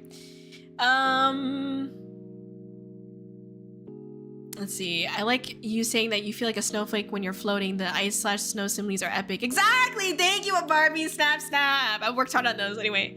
Like, she's getting used to walking in a new body. Exactly! A winning strat. Exactly. A winning strat is just to shoot yourself. I never thought of that, but it makes sense. If you aren't used to the body, you might have a hard time moving in it. Right, exactly. No, my eyes! Game of Gangsta, hell yeah, exactly. I was in love with the bed more than the computer. Yeah, thank you. Please focus on the bed. Look at the design on top. Truly a Mac. Thank you, it's so nice. Right? I mean, I say thank you, but I don't know. I mean, like I said, a lot of the, some of the backgrounds, like I worked on myself, but most of them are done by other artists. I will go over who they are in the credits section, obviously. But yeah, I had a lot of direction for these backgrounds. One of these days I'll show you guys like, I gotta show you guys this. I'll show you guys like the what the first drafts were of these backgrounds, because this one specifically was not where it should have been. So I had a lot of say and I communicated a lot of like what exactly I wanted for like these particular backgrounds. So that was definitely something that I wanted, and yeah. I didn't even realize, honestly, because the textbook's gonna hide the computer area. That's good, thank you. I just want to jump in the bed. Me too. Okay. Okay, John Cena. Some people are theorizing about the eyes. Totally not me. Calling people out. Hello, hordes, welcome in. Hello. Damn right. She went full. Exactly. Got to get this soon today. Junji Ito books. I wish, right? She's smooth there. The serpent didn't know something. Exactly. Smooth. Like the ice on the floor. Behind the scenes, yes. Concept sketches, yes. I will be providing that when I go over like how I manage this project and stuff like that. I don't know when, but I will when I feel good enough to do it. Love the chill atmosphere of the scene, by the way. Yeah, same. Yeah, so we've got this kind of like chill music again in the background, as you can hear. It's also like not super serious, which is also why I chose this music for this background music. Anyway, let me continue. At least that's what I was hoping to do, but aren't these a little too hard to read? I mean, everything just looks like pee-pees and poo-poos. Don't ask. I grumble to myself after what seems to be hours go by. Every time I feel like I make a discovery, I question myself and go right back to the beginning. I stand up from the bed to stretch my legs and walk around the room. I explore the corners of the bedroom, my brain still trying to process the new fantastical world which surrounds me. I notice a journal that seems unlike the others. It's got a really fancy looking lock on it. At least that's what I think it is. I lift up the book, eager to try and find a way to open it. It faintly glows with magic as I caress it in my hands. After a few minutes of attempting to forcefully pry it open, the journal with no luck, I decide to search the room for a key of some kind. Which doesn't get me anywhere either. I notice the room getting darker and glance out the window, holding the book close to my chest. I don't know how time or anything really works here, but I should try and rest. Maybe if this really is a dream, I'll wake up in the morning back in my body. Back home. On Earth, where someone is waiting for me. Definitely. I keep the book in my arms. I have a hunch this is an important book, and I can't lose it. If I do wake up. Maybe I'm dead. Ugh. I carefully take off my crown and place it on a nightstand next to the bed. I sloppily crawl into the sheets, hugging the glowing book as I close my eyes and surrender myself to sleep.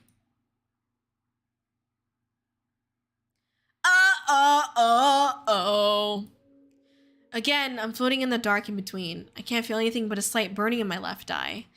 A figure comes into focus, looking to be the same one as last time. They approach me with prideful movements, calmly coming into view. Ooh! I can only make out one side of their face, the other side covered by a fog. It's the princess, the real princess, the actual owner of this body. She mouths something with a neutral expression. I think she knows I can't understand the language because she holds up the journal I fell asleep with and points to it. I want to reach for the book, but my motor functions feel hazy, almost non-existent. The princess closes her eyes and holds the journal up to her crown, the two items reacting to each other. Kōri-Oujo. Her elegant voice rings in my ears, a voice so smooth and clear like crystal ice. An icy burst of air unlocks the journal and she slowly opens up the pages in front of me. She takes her time, pressing a well-manicured finger against the edges of paper and scanning the text with a peaceful look in her eyes. The princess nods her head, finding whatever she was looking for. She holds the book open and points to what I assume is a spell. The words become clearer and clearer as she runs her fingertips against the text, shifting the letters into a language I understood. I want to try and speak to her, but somehow the look in her eye tells me I need to wake up. I'm scared to do that, though. I fear waking up in my bed on Earth. I fear waking up in a foreign world in a body that isn't mine. I fear not waking up at all. I feel myself rising again through a purple fog, ascending into a new dawn. Okay, sorry. New dawn? I think I got it. Woohoo! Now you hear content coming up in the background, right? Where there's this very significant kind of change happening in the story. And it's also obviously more preppy and happy. I excitedly fist pump and close the journal. After that weird dream last night, it felt like muscle memory to unlock what apparently is Kōri-Oujo's diary and perform the surprisingly easy spell. I look around the room and open up a few books, flipping through the pages. I still can't read it. So maybe I failed the spell. I let out a long sigh and click my tongue. I want to believe I can do this, but again, I realize I'm just a side character in a main character's body. All of this magic stuff is making me hungry. I should go see what I can scavenge. Scavenge? I hide the diary under my pillow and make my way out of the room. Boom, boom! So this is one of the backgrounds that I worked on. My steps echo through the grand halls, the smell of fresh snow with a hint of mint dancing through my nostrils. I was also trying to figure out what the fuck this would smell like, because I'm always like, so when I'm writing, I whenever there's a new area, I do tend to try to think about all the senses, right? So what it smells like, what it tastes like, what it looks like, what it feels like, you know, things like that. I try to take all that into consideration. So like when I'm getting into a new scene, I do try to have those senses within the descriptions of the story because I think it's important, right? You just immersion and stuff like that. But at the same time, I don't always overdo it because I want to leave enough room for the reader to have their own, you know, idea or theory or whatever, or their own, you know, personal touch to how they see the scene. So don't overdo it, but also have some like kind of direction. Like you want to direct the reader through the story and through the area, obviously, the scene, the setting, etc. So I look outside the window to see a massive patio area decorated with luxurious furniture and well-kept flowers. Now that I think about it, I haven't once felt cold despite living in what looks like an endless winter. I guess that's a duh, since I'm in an ice princess body, though. I pass by several large doors, all of them closed and covered in beautiful designs. And look at that! Whoa! We've got the beautiful background that everyone is familiar with that I use on stream all the time.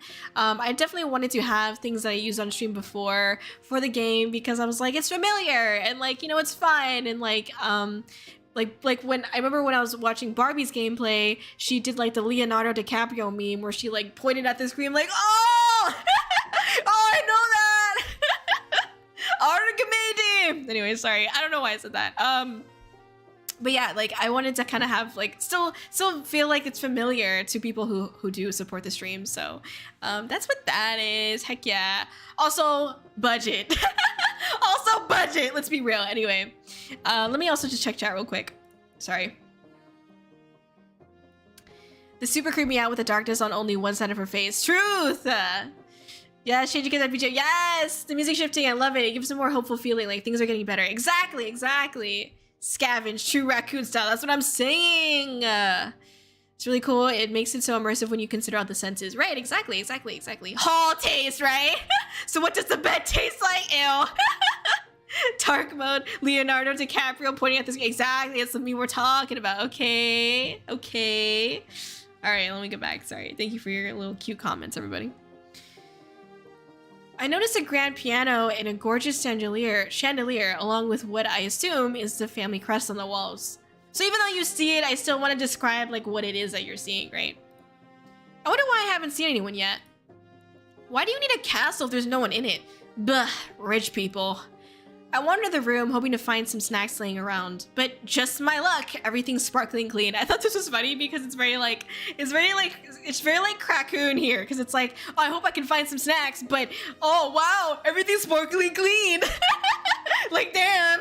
Anyway, sorry. I hear some pots clanging in the distance and immediately snap my head in that direction. I know that sound anywhere after all. I would use them as drums for my solo at-home concerts. I come across the door slightly ajar and smell something delicious. This was it. The treasure cove. Nerves be damned, I'm hungry! I want to upkeep the image of an ice princess though, so I'll try to keep acting elegant and try not to speak. Jajang! Look at this beautiful freaking place. Isn't that gorgeous? Okay? Beautiful. Got the family crest up there. We got this beautiful chandelier with like these ice and like weird floral shit up there. I don't fucking know what that is, don't ask. Anyway, we've also got naked statue back there. You know what I'm saying? Got a burp. Okay, sorry.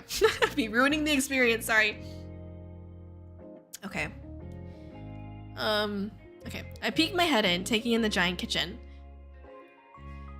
It is the most beautiful thing I've ever seen in my life. I can't help but take several steps inside to bask in its glory. Stacks of otherworldly food on top of each other, a heavenly sight. What I assume is fruits and vegetables are stored perfectly within the walls of clear ice, and the cooking utensils are shining like brand new. It takes me a moment to notice that I'm not the only one in here. Woo! Barbie!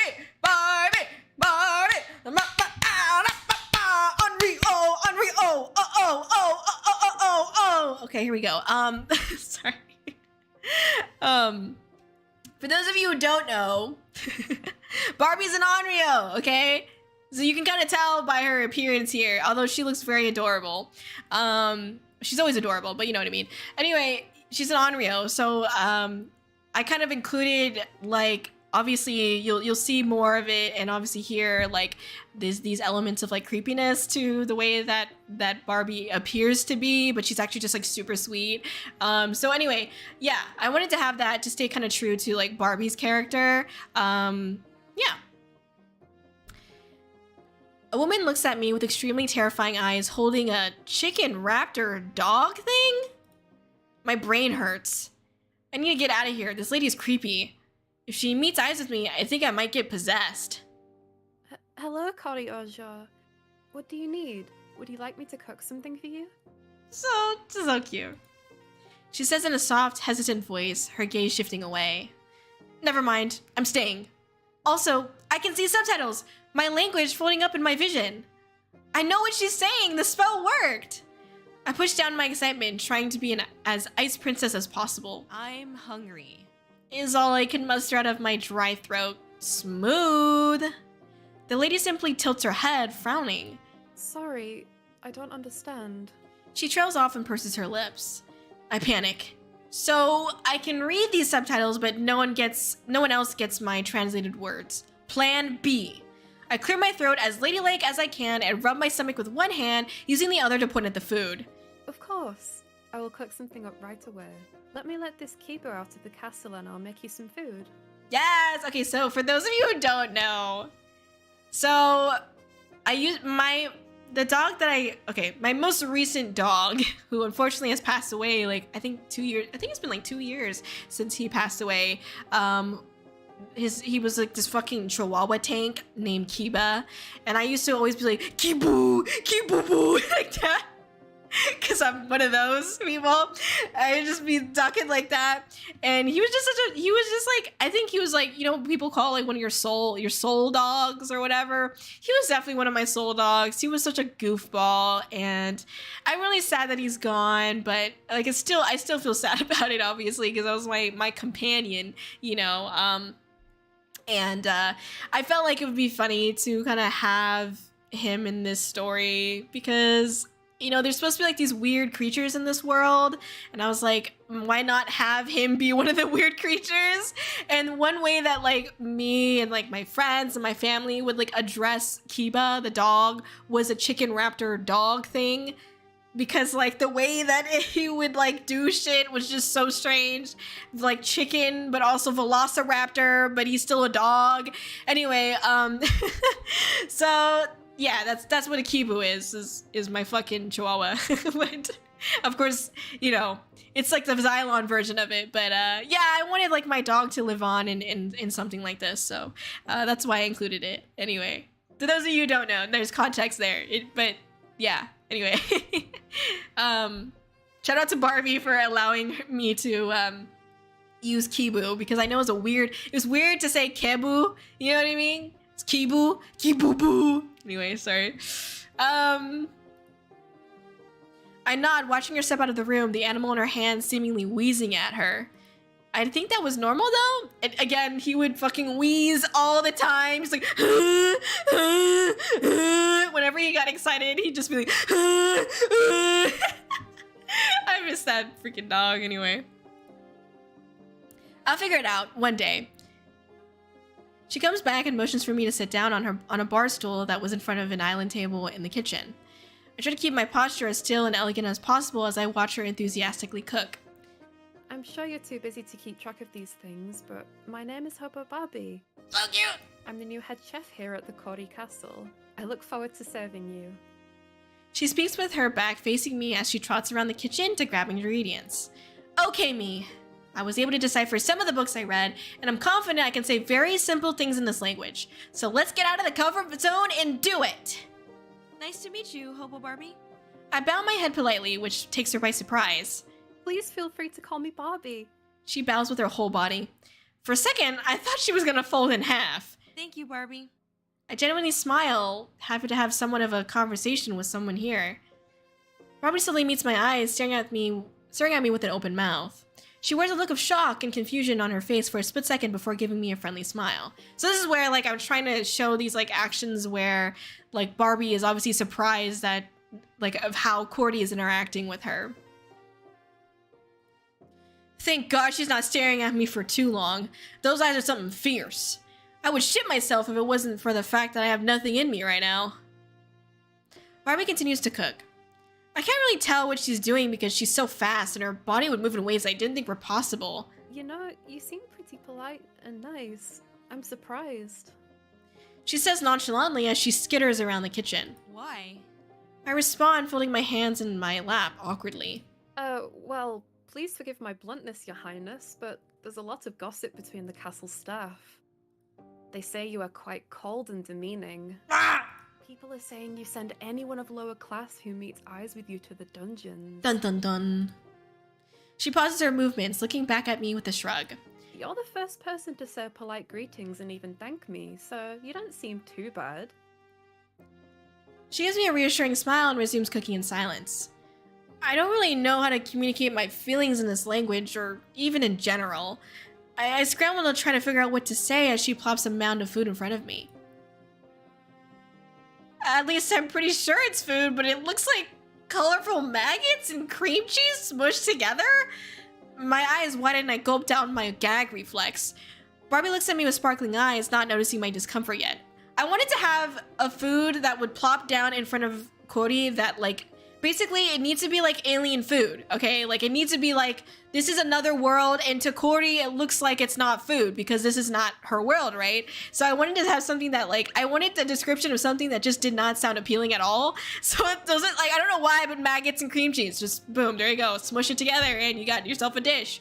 So that's why I chose like that particular description, because it needed to feel like it was something otherworldly.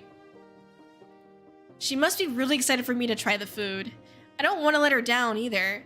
She may look creepy and move weird, but she seems super nice. I also want her to be my best friend since she's a chef, to be honest. I take hold of the spoon and close my eyes, trying to seem like I'm fully enveloped in the smell and the process of eating. As I bring that food to my face, I notice my mouth instinctually watering. So this is where this, like, her soul and like her body, there's like a disconnect here where like her body is like, you know, autopiloting and like hungry and like knows that this is food, but like her own mind or soul, for lack of a better term, doesn't understand that this is food. So there's like, that's what I was trying to do here. On second thought, this smelled decent too. And then now she's like starting to like see it, right? Now I'm excited to eat, shoving the spoon into my tongue and chewing. I blink a few times, surprised that it had a wonderful balance of savory and sweet spices. Mmm, delicious. I squeal, breaking the stoic ice princess facade for a moment. I'm so glad you like it, Kōri-Oujo. She smiles and claps her hands together happily before turning back to the sink to clean. Call me Kōri. I bounce in my seat. Nothing makes me happier than food. It's my drug. Drugs? I can tell by the way that Barbie tenses for a second and then lets out a thoughtful sigh that she wasn't expecting me to be casual with her. I tilt my head with curiosity, wishing to talk more with her. I lift a plate up to my mouth and use my spoon to sloppily push all the crumbs into my gullet. Well, Barbie isn't looking, of course. Thank you for the food. I wipe my mouth with a napkin in the most princess-like manner and rub my satisfied belly. Of course, Kōri. If you're ever hungry, it would be my honor to cook for you. I nod and notice something at the corner of my eye, pointing to it with excitement. Barbie follows the direction of my finger to see bottles of syrup. Oh, would you like some shaved ice? I'll make some for you right away. Shaved ice! Shaved ice! I knew what that was! My eyes sparkle as she quickly puts together the dessert and places it in front of me. I can't be bothered to look elegant and royal anymore, my body tingling with delight as I gulp down a spoonful of shaved ice. So I don't know if anyone like remembers me saying this, but when I debuted and talked about Zhylan, I talked about like I didn't know what any, like Kōri didn't know what any of the foods were. This was like a year ago, so I don't know if anyone remembers this, probably not, but Kōri didn't know what any of the food was there, but there was shaved ice. For sure.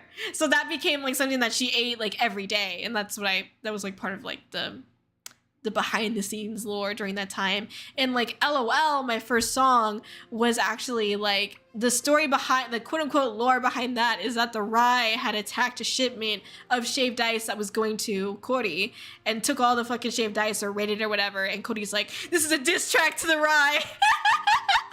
So that's what that is. Anyway. The sweet syrup mixes and melts with the thin shaved ice on my tongue. A hint of creaminess tickling my taste buds from what I assume is ice cream. Barbie is watching me enjoy my food and I can't help but feel a little guilty. You eat? I scoop up a portion of the shaved ice on my spoon and hold it out to Barbie, who stands across from me at the table. Barbie once again pauses in shock but quickly regains composure and chuckles, shaking her head. At first, I think she declines, but I watch as she maneuvers around in the kitchen to make herself a bowl of shaved ice. She takes the bar stool next to me, and we both let out a long, satisfying exhale of content as we devour the dessert. I hope you are taking care of yourself, princess. I heard that you locked yourself up in your room the past few days. So this is where what she's talking about is the fact that the real Kōri-Oujo, was the one who was locked herself up in her room the past few days. Because she was performing a ritual, the isekai ritual, right? A few castle staff were worried you wouldn't come out. I can't imagine being in your position. The war is terrible and scary, and to be the leading kingdom in this region, there must be a lot weighing on your mind, Kōri. Barbie gives me a look of concern and sympathy, frowning a bit. My heart feels heavy at her words. I don't know what she's talking about, but I can tell by her tone of voice that there's something big going on outside of this castle. I was especially disappointed when we had to cancel the Land of Arts Festival, where all the kingdoms get to display their art specialties in the market. I was hoping to present some of my stop-motion pieces there. So this is like a part that I wrote because I wanted to include something that was like personable to Barbie specifically, because Barbie does do stop motion. But I know it's all for good reason that you and the royal family cancelled the event. Opening up the magic barrier to anyone is a risk during these times. She gives me a forced smile and continues to eat in silence. By the way, this part with the dialogue is something that I don't normally do in my usual writing. So it's definitely something that I kind of struggled with in this story. Because like I was taught in short story writing that dialogue should never answer a question. So for example, if somebody says, "Do you like the color blue?" The answer back shouldn't be yes. It should be like something. It can't be like, the dialogue should never directly answer a question, at least in a short story. That's what I was taught. So when I was writing this story, I definitely struggled a little bit with dialogue because I was like, I don't have to be in that mode. But at the same time, I felt like I was instinctually going to that. But I realized that in like VNs or ultimate game, dating sims, like these types of games, a lot of the times it's focused on the characters, right? And the characters are the ones that usually give context to the story. So that's what's happening here. Characters giving context to what's going on around outside. And again, this is just being in Kōri's position where this is how she's learning about the war and whatnot. That's, you know, all the political and economical shit that's going on. This is how she's learning it. Anyway, she gives me a forced smile. She gives me a forced smile and continues to eat in silence. Oh wait, you know what? Let me catch up on chat. Sorry. Sorry. All right. Yum. I love the visualization of subtitles in the game. Like, it's not just us reading subtitles, but Kōri herself is reading them as well. Super cool. Oh my gosh, you know what's so great? I loved, so Cinna, when you were doing your playthrough and there were certain parts, not like, this isn't a good example where I included this part where she can see subtitles, right? And so I distinctly remember as I was writing it, I was like, does this make sense? Like, I don't know, like, you probably can't tell, but like, as I was writing the story, I was constantly asking myself, does this make sense? You know, because like, one pet peeve, obviously, for a lot of people, including myself, is like plot holes, right? And it's like, there's like, no matter what story it is, there's going to be someone's gonna find a fucking plot hole. It's just how it is. But like, I want to avoid it as much as I can. So when I'm having like these moments of like, how do I explain this phenomena where like she's trying to figure out this world, like how can I show that this Earth Kōri is really like actually smart, you know, like she doesn't act like it, she doesn't seem like it, but she's actually doing a lot of things that like she doesn't realize or doesn't contribute to being like wise in this situation or making the most out of a particular situation. And so when I was writing the story, I kept trying to figure out like, does this make sense? Like you'll see like a lot of back and forth, like that I feel like it didn't make sense when I was writing it, but after like I did it, like I read through it a couple times, it did start to make sense where there's this back and forth between where like, for example, when Earth Kōri gets isekai'd, there's this back and forth between like her thought process of like, you know, F me, I fucking suck, and then all of a sudden it's like, oh, but I can be a supporting character.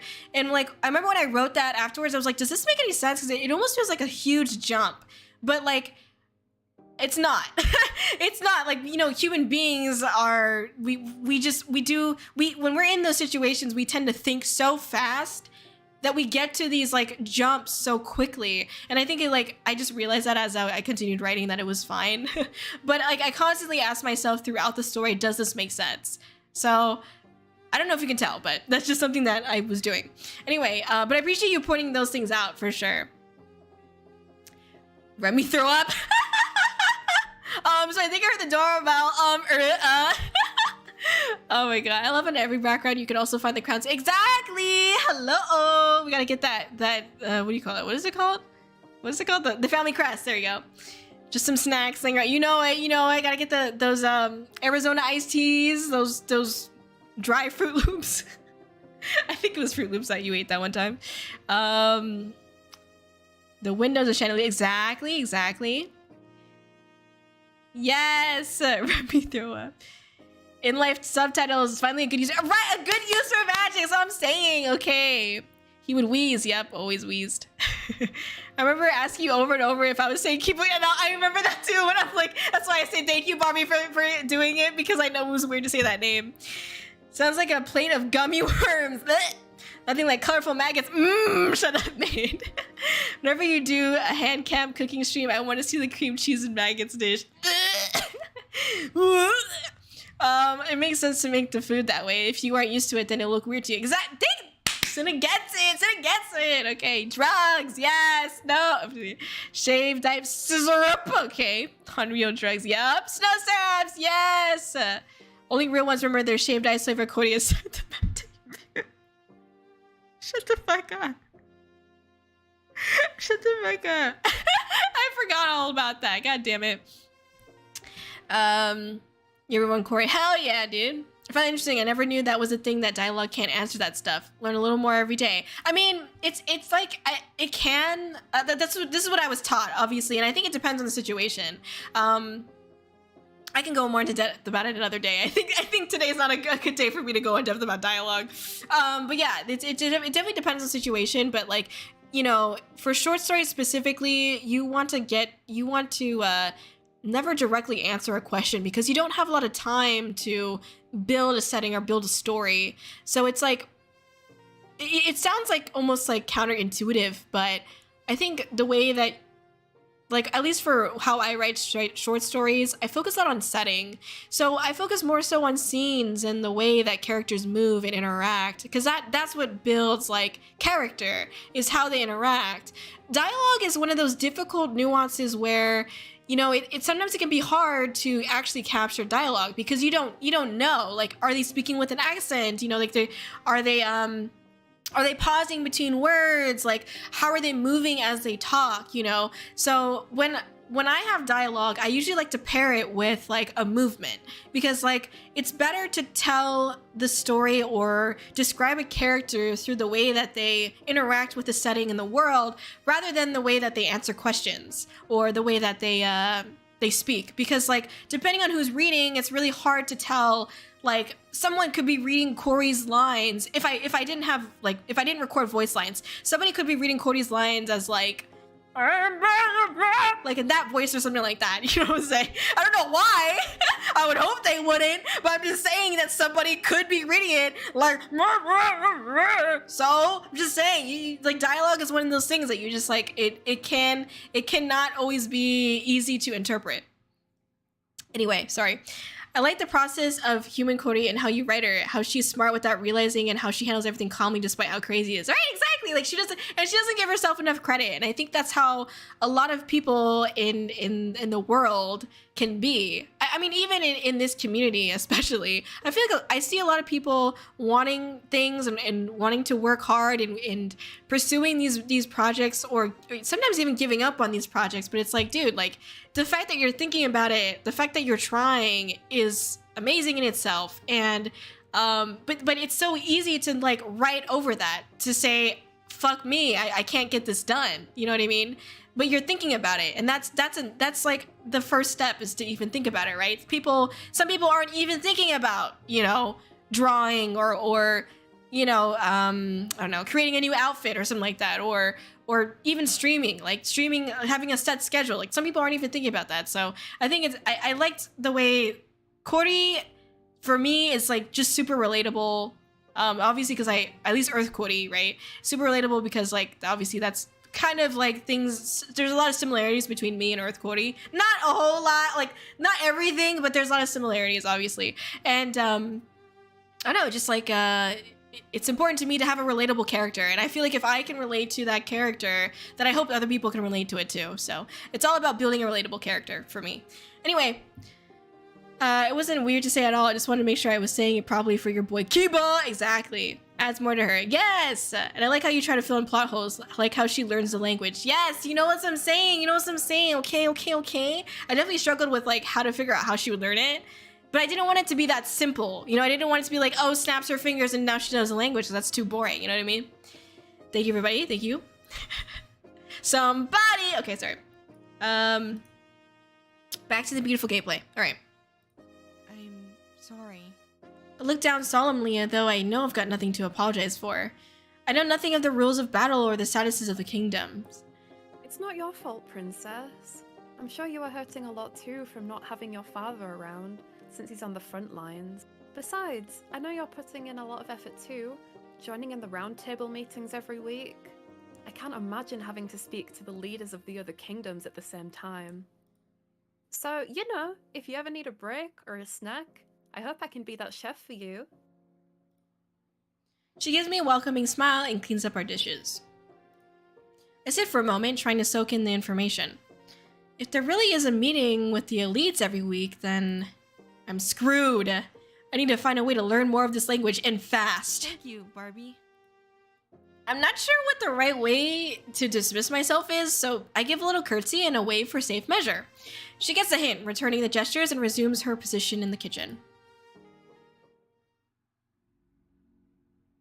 I brainstorm ideas as I walk back to my room. I'm extremely limited with ways to educate myself on this language, but I might be able to use a spell to my advantage. As I step through the grand hall, I notice some servants walking towards me. They bow their heads and greet me. Before they're able to walk off, I hold my hand up. I need your help.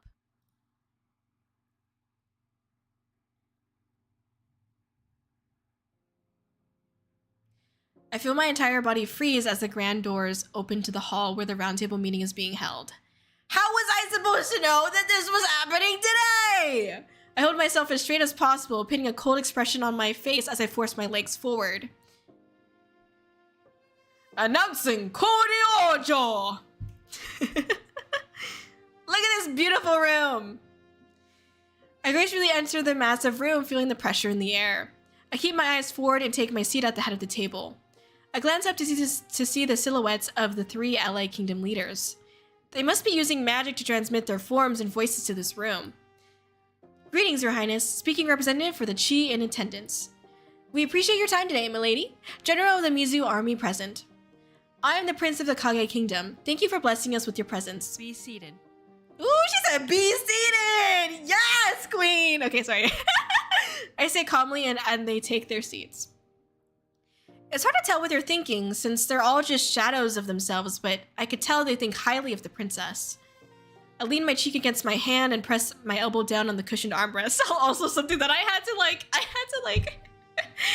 do IRL to like, how the fuck would this work? Anyway, I use my other hand to flick my fingers up, motioning for them to begin. Luckily, this behavior seems to be normal for the Ice Princess. The Rai have infiltrated the land of the He. They struck some kind of deal with the leader of the He, thus throwing in numbers. Our neighboring kingdom, the Hikari, are also attempting to coerce us into joining the Rai's forces. They're sending spies and disrupting our supplies. Ooh! But I'm not a rapper. Anyway, I thought Hikari was like a sister kingdom to the Kage. How is it that they fell into the Rai's scheme? Indeed, we were once connected. However, they seem to believe there was no stopping the Rai, only joining them. The Rai have conquered most of Zhylan at this point and continue to summon supreme beings. So, by the way, for those of you, just to clarify, Zhylan is a planet. Zhylan is like a planet, like a world, yeah. And then these are the leaders of like the different kingdoms. So Kōri is obviously the princess of the Kōri kingdom, but there's like the ally. These are the ally kingdoms, and then there's including the Rai. I think there's 4 other kingdoms. So there's like 8 total. I think I don't even know. Anyway. Cowards, using the beast to fight for them. They scoff, shaking their head. We are in great need of reinforcements and resources. Our spies reported that the Hikari plan to strike with the Rai in a few weeks. We too are facing pressure from the He, but we are positive we can quell their fires as long as the Rai doesn't interfere. Our armies are trying to protect whatever borders still stand. I have been told your father, Kōri-Oujo, has made efforts to reclaim the land of the Kaze people. For those of you who don't know, by the way, There's Kōri-Oujo, which we translate to Ice Princess. Kōri-O, which is Ice King, and then Kōri-Jo, which is Ice Queen. So just to let you know that that's what those are. And these people never address them by their first name, so. But we are worried about how much we are gaining versus how much we are losing. They turn to look at me, searching for the answer to their problems. What am I supposed to say? Even if I did understand battle tactics, I didn't know what the other political, economical, and societal states of these kingdoms. This was way too much information to take in. How many kingdoms are there? What would the real Ice Princess say? What can I do to solve their problems? What can someone like me do? Why was I put into this situation? This isn't even my home. Why should I care? No. This is my job. I have to be able to support these characters in their fight for reclaiming their land and freedom. If I didn't have a home to go back to, I might as well try to save this one. I look across the room, raising my head and taking a deep breath. Until my father can finish reclaiming the Kaze Kingdom, the Kage and the Mizu must continue empowering your defenses. I speak confidently in their tongue, though I can feel my back and ass getting sweaty. Sorry. There's so many moments here like that I know it's like so fucking corny and annoying, but I laugh at my own fucking writing, bro. Like I'm funny, okay? People sleep. Anyway. Okay. Ass crack! I will make arrangements to send more supplies to the Kage. Send me any additional written reports immediately so I can continue to assess the situation. They all nod, standing in unison and bowing to me. I dismiss them and watch as their figures disappear. I unclench my butt cheeks. Sorry. I unclench my butt cheeks and put a hand over my racing heart. Is that not a mood, by the way? Tell me you haven't clenched your butt cheeks during a very anxiety-inducing nervousness situation, okay? Stressful situation. You clench those butt cheeks, okay? You know you gotta fart. Sorry. Thank God I spent all night forcing servants to read to me so I could learn the language. The Ice Princess had many books in her room that I asked them to read aloud so I could analyze the subtitles as they spoke. So this is me explaining how she learned the language in a very quick amount of time. Because like all of a sudden she's like, I'm a pro? So it's like I gotta explain like how is it that she utilized the spell in her advantage so that way she could understand the language faster. And this is what she did. She had the servants read to her so that way she could look at the subtitles and make notes or whatever. And then eventually she spent the entire night doing that. I know that like at this part I felt like the time was very strange. I think the concept of time throughout the story is pretty strange in itself. But it's kind of meant to be that way because like she doesn't even have an understanding of the concept of time in this world. Like it doesn't actually follow exactly like what Earth follows, right? Like technically there really isn't like morning versus night. Even though like it seems like that in some areas, like there really isn't that much of a difference because that's the world that she's in. But like the way that she has to describes things because is someone on Earth. So she says morning, she says night. Even if that doesn't necessarily exist, it's her concept of time that's like warping on itself because she doesn't understand the way that the world moves or whatever. So yeah, anyway. I know that some parts were a little bit confusing with the concept of time, but again, that's how it's kind of supposed to be.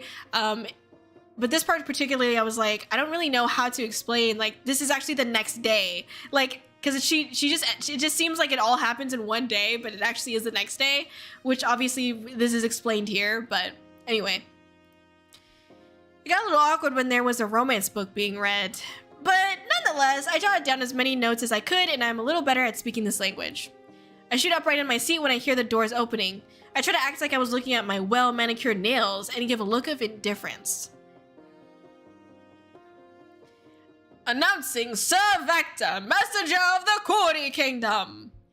Who the hell is it now? I need a nappy wappy. I can't handle more people. The man bows before me and sits down in a seat opposite of mine. I nearly laugh when I notice his oversized orange glasses, though I'm not exactly one to talk with a blue dingling on my forehead. Goodness gracious, it's Madam Kōri-Oujo. How are you doing? His voice is proud, no hesitation, a wonderful crescendo of baritone harmonies resonating against the walls. I worked so hard on this one sentence, by the way. I was like, how do I sum up like how most people feel when they hear Vector's voice for the first time? It's probably something like this, right? Like just something that just sounds so like beautiful and elegant and like just great, right? So I was like, I worked so hard on this description. Please be proud of me. I'm just messing. But yeah, no, I did work on that description because I was just like, I don't know how to explain it, you know, but I wanted to make sure that this point is across, okay? Anyway, yeah, this is oh, I'll talk about it later, but I did this thing, this kind of like not Easter egg, I guess, but more like this little like symbolism with the characters, Barbie and Vector specifically, that I'll talk about later. But yeah, watch out for it. Anyway. I nearly cried tears of joy. Nah, shit. I'm clearly blanking on how to respond now. Second brain cell, what should I do? Okay. And then once again, we got the shit myself option. Hell yeah. Let me check the chat. My bad. Wait, sorry.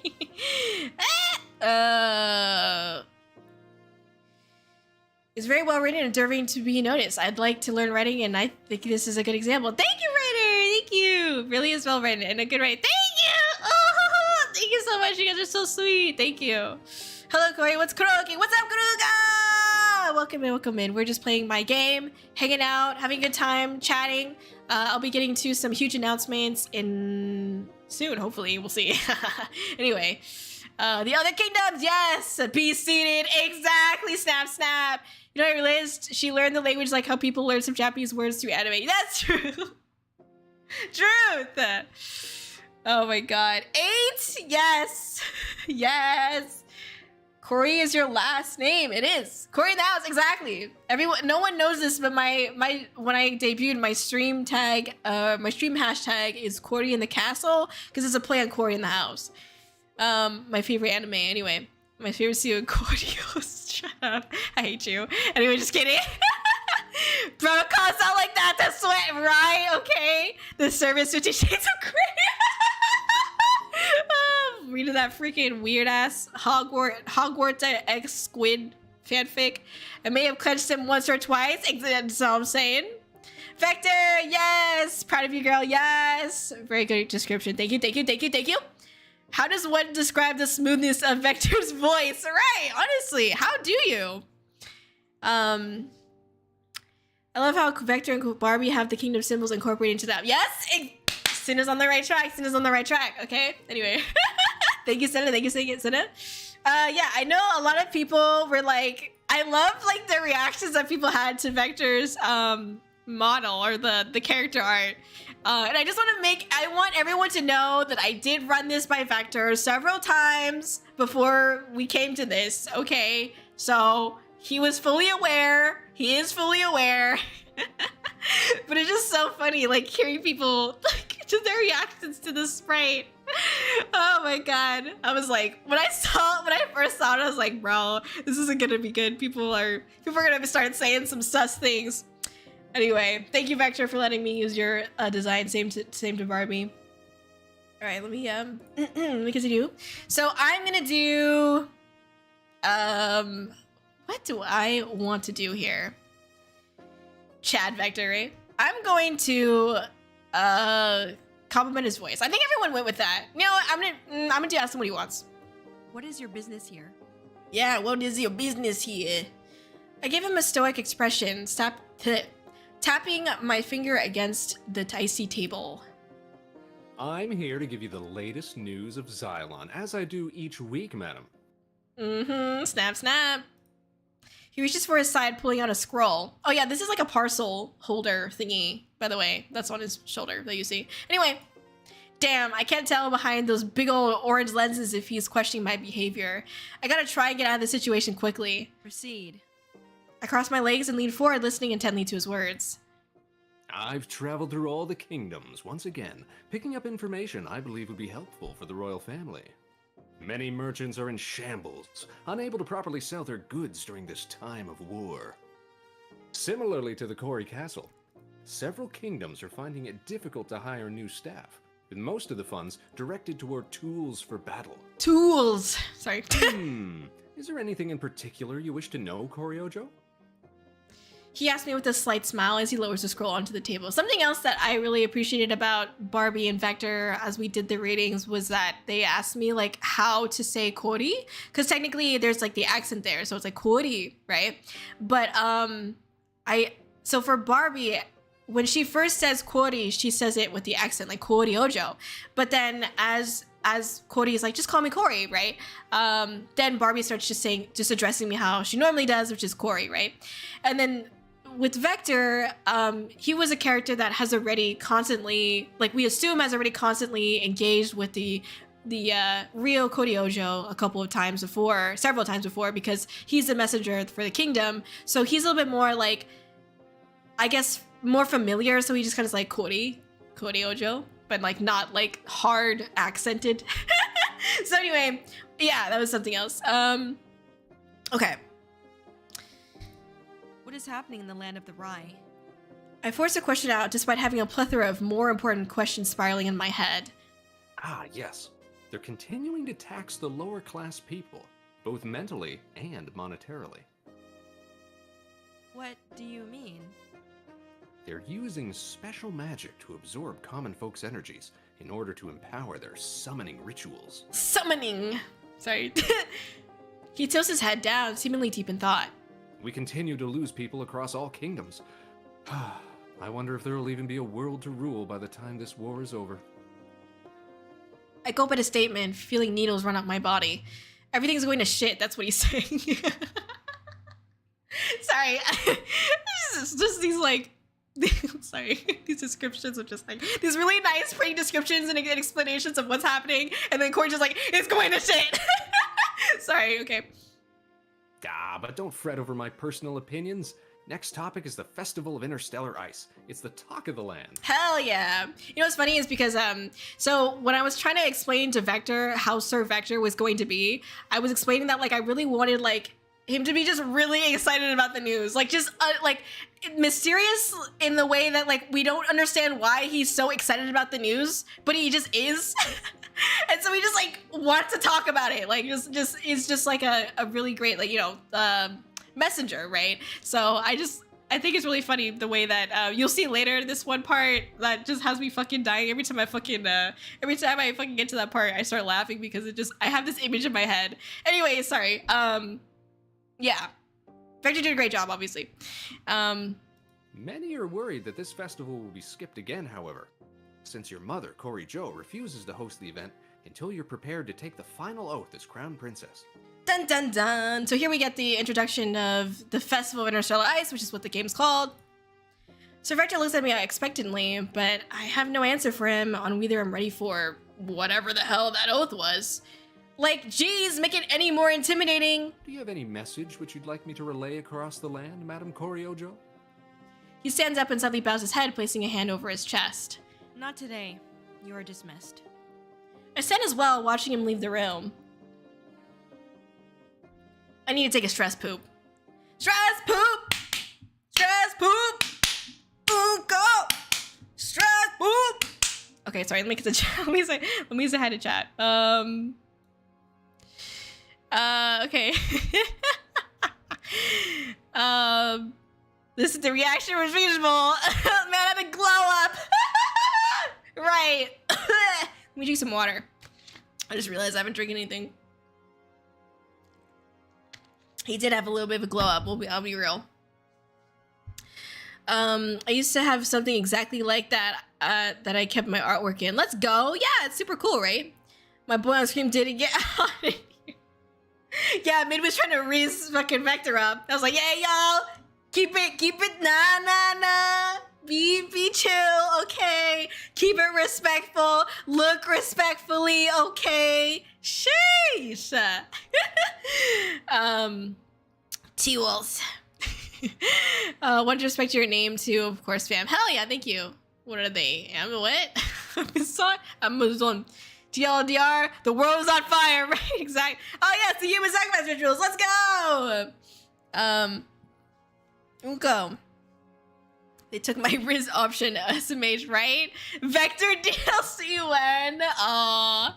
We look at respectfully, or at least I am. Yeah. Sure. Cinna was the one who had the most quiet reaction. Okay, Cinna was just like sitting there like, ah. That's how Cinna was, okay? Like for a good 30 seconds. Okay? I'm calling you out, Cinna. I'm just playing. I'm just messing, everybody. I'm just messing. Okay. Let me get back to the game. Sorry. Listen, I was doing double takes and it's yeah, take it all in. I was shocked. No, I feel it. Same. I remember when I first saw it, I was like, oh no. I was like, I don't know if Vector's gonna be okay with this. It's like it's way out there. You know what I mean? But it worked out. So thank you, Vector, again. Obviously Barbie as well. Okay. Here we go. A little while later, I plopped down on my massive bed trying to figure out what to do. I feel overwhelmed and I just miss home. I miss the freedom I had to go enjoy the sunny weather outside or the food on campus or even the boring lectures of my instructors. I'm just not built for this fantasy world. I belong on Earth where my only worries are what snack I'm eating next and bad breath. That's a callback to debut, by the way. I think back to what was stressing me out before I got transported to this world. The stupid friend interview project. I giggle softly, since I'm sure I'd have no problem summoning someone from the castle staff to pretend to be my friend for the assignment.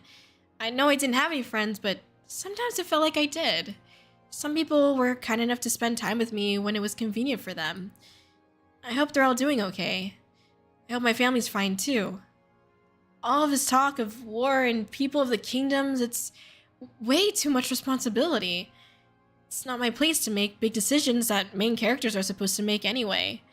So maybe I'll just hide away for now, until the real Kōri-Oujo can come back. I close my eyes, the sleepless night I had prior hitting me like a rogue dumpster. Also, I realized that there's a typo there, okay? It's the only fucking typo in the fucking game, and I'm sorry. Like, freaking, it didn't catch it, and I'm tired, okay? We can say rouge dumpster, it was red. Just red dumpster coming at you, what would you do? It would hit, a red dumpster coming at you would probably hit you pretty hard, okay? Anyway.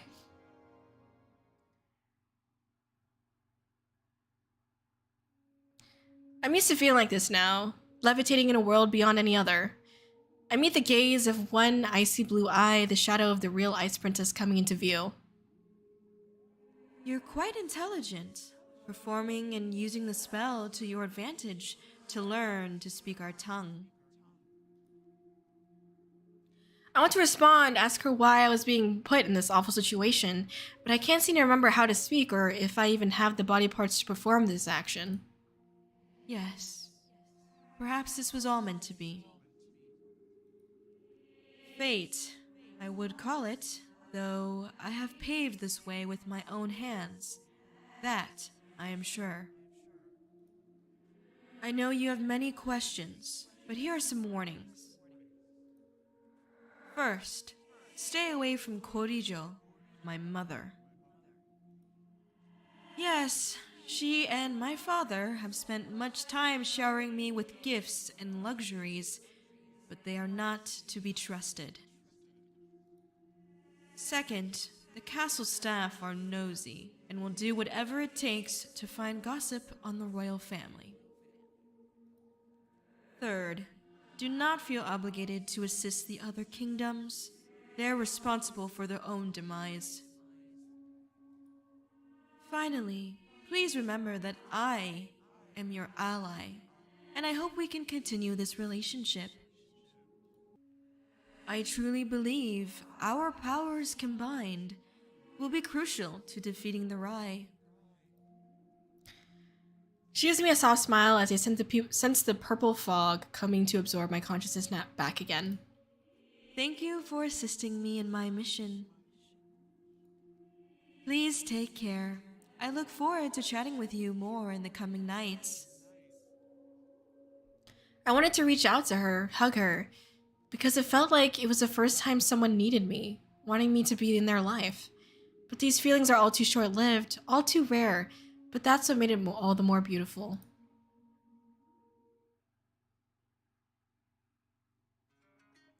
So in that part, what was important to me was, overall, I wanted like Earth Kōri and the real Kōri-Oujo to feel like they're these characters that feel isolated in their own way. And I wanted them to come together to be like these characters that, in a way, like toxically lean on each other in some form, because they're both isolated and feeling lonely and like hurt, and they unconsciously or unconsciously are leaning towards each other because of the feelings that they share in common. So yeah, I've made up my mind. Yes, me! I've come to a very clear decision, no hesitation. What did I decide? Well, I'm going to get back in touch with Earth by streaming, of course. I honestly don't know how I got the brilliant idea, but it just makes sense. And so begins my grand master plan. First, go to the court magicians and get them to summon a PC and other streaming equipment. Second, tell the council staff that I'll be conducting meetings from my room and thus not to bother me, even if I sound like I'm screaming, which is a nod at how I scream into the mic a lot. Okay, I get it, okay?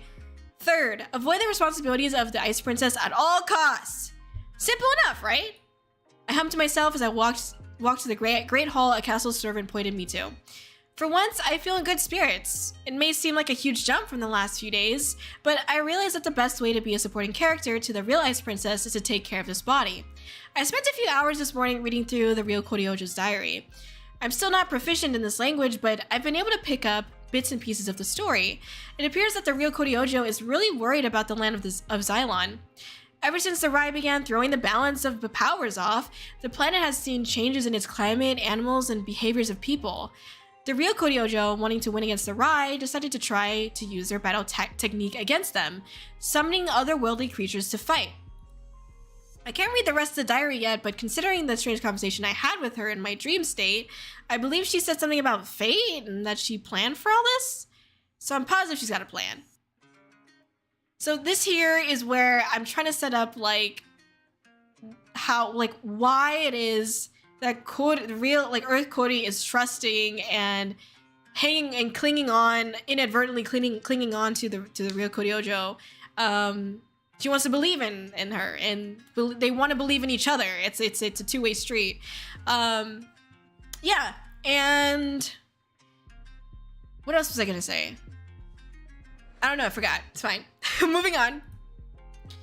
She must be using me to take care of her physical body as she works her magic in the spiritual realms. All I need to do is wait and support her when she's ready to shine. I come to a halt as I enter the Great Hall. It looks similar to the one I stumbled upon a few days ago. Two court magicians veiled in light blue cloaks approach me and kneel. It is an honor to be in your presence, Kōri-Oujo. How may we be of service today? I don't know what that is. There's some equipment I need that indeed exists. However, I will need your help conjuring the physical form. Our power is yours. Please explain to us what you need, and we will summon it. I spend the next few hours pantomiming and trying to explain what a computer looks like. Computer. Eventually, they summon a microwave. While I study it with wonder, I facepalm. How do you create words for something that doesn't exist in this world? I would try to draw the damn thing, but I can't even draw a stick figure. This is not the requested item. However, you may send this to the kitchen, and I'll deal with it later. I sigh, my patience running thin. I take a seat on the couch as they resume waving their hands around in mystical ways to conjure up something. If we may suggest, Your Highness, we could tap into your mind and attempt to find the item you're requesting through your memories. I frantically shake my head at their recommendation. Denied. Continue. I look away and try to seem normal. I can't have them digging in my head right now, not when it's me inside of the real Kōri-Oujo. They don't think too hard on my comment, thankfully, and continue to chant spells, energy spelling in between the two. So I think also what I was trying to present in this particular part is the story that everyone knows is up to this point, pretty much, right? That was in like my lore video and my theme song video. This is like the story that everybody knows up to this point. That's something that I was trying to get across earlier. I forgot the point that I was making, and I remembered it anyway. Finally, the corp magicians managed to conjure the physical forms of the streaming equipment. All it took was the entire night and morning. I get some help from the castle staff moving the items into my room, and I start setting up. Thanks to magic, the computer seems to connect to Earth's internet. The key is responding with sparks of energy as I poople search how to stream to Earth from a different universe. Because that's normal, right? I test my webcam, panicking when I see an ice princess looking back at me. I don't think I'll ever get used to this new reflection. I'm excited to stream, but I've struggled to figure out what my online persona would be. Technically, I'm not me anymore, so it wouldn't make sense to use my real name. Might as well use the real Kōri-Oujo's name. I've only ever heard her being addressed as Kōri-Oujo, so I scrummaged through her diary to see if I can find her first name. But anywhere the name shows up, it's hastily scribbled out. I'm not sure why, but the real Kōri-Oujo was either not fond of her first name, or she's hiding something. Bah, whatever, sure as nothing. Back to business. I started creating my profile, settling on my online alias as Kōri-Oujo. I'll do whatever it takes to make others on Earth smile, to show my thanks for the time I had there, and hopefully have a place to come back to. To remind myself that it's still possible to be the best supporting character I can be. Not just for the real Kōri-Oujo, but also for anyone that visits my stream. And to ignore the impending doom outside the castle. I hope I can bring joy to some, even if it's just a little, so I can feel like I belong somewhere. Ba-da-da-da-da-da. Right. Okay, let me check out the chat. My bad, homie G's. I have to burp. Excuse me. Okay. Sorry. Literally built differently. Right. Man, that part had me feeling nostalgic. Yes.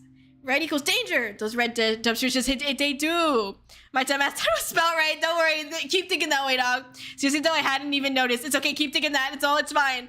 I really like the reverb on the real Cody's voice. Me too. Thank you. She's as cold as ice. Real Cody is mad sus. So every time original Cody showed up, I was always suspicious of her. Same. I picked apart every word she said. Yes. I like this part. I couldn't tell if I should trust her or not. Right, exactly. So in that part, I like throughout the story, I very much like go back and forth. Like for example, in like Mana's playthrough, she was like suspicious throughout the story, obviously, like most people are, of the original Kōri-Oujo. But when I said the part where Earth Cody is like justifying it, like, oh well, she said fate, and like, I think I just gotta, take care of her body, and like that's cool, like it's easy, right? Like her like justifying it. I wanted to write that so that way there was like this. Obviously, the reader can think whatever they want to think, but I want to make this like clear that like there's this hope that like both of them are clinging on to, not just Earth Cody, but also the real Kōri-Oujo. There's like this sense of hope that is constantly within the story as you see like these moments of like, even the moments of confusion. There's like, Earth Cody is always hoping that, that it's not the case, basically, right? So, yeah. Anyway, I mean, I'm glad that people, obviously I wrote it in a way as well that I wanted people to be suspicious and to, foreshadow a little bit, right? This can't go wrong at all, right? I assume that's why Earth Cody was picked out of everyone on Earth to Isekai, because her and the real Cody both share very similar feelings of wrath, envy, terror, and loneliness. Exactly. Avoiding responsibility like a real ice princess. What's up. Oh my god. Summoning Earth Cody to throw hands! I actually didn't notice that she probably picked Earth Cody because they feel the same things. Close enough. Yeah, exactly. I was just like, why her out of everyone else on the Earth? But she was this guy right at the moment. She's feeling very intense emotions, and that the real Cody must have shared. So, as I mentioned in the story, and also in my lore, the real Kōri-Oujo was an amateur at ritual magic. So what actually happened was that, like, the real Kōri-Oujo, as I mentioned in my lore videos, the real Kōri-Oujo was trying to summon an omnipotent being. I don't know if it's omnipotent or omnipotent. I don't care. I say omnipotent. So whatever. Anyway, so like, that's what the real Kōri-Oujo was trying to do, but because she was an amateur at the ritual magic, because that was the magic that the Rai practiced, right? Not the Kōri. The Kōri's specialty is like elemental prowess, right? So they're not special. They don't know anything really about this ritual magic, and we'll figure out how she gets all that and stuff like that later in the story. So it was actually an accident, but there is definitely that element of the reason why it messed up. The reason, like, some of the reasons why it failed wasn't just because she was an amateur at magic, but because of, you know, those feelings that Barbie's pointing out as well. Anyway, dab me up with that microwave. Exactly. You gotta love it when you summon a microwave. Hey, those late night ramen runs, you know what I'm saying? Which is my take. Koi will say if this is the intent. There is definitely that aspect to it. 100%. 100%. Honestly, it was pretty cool to get past the point that the original lore kind of ends at. Yes, right. Earthquake doesn't give herself enough credit and just trusts that the main character Kōri knows what she's doing. Right, exactly.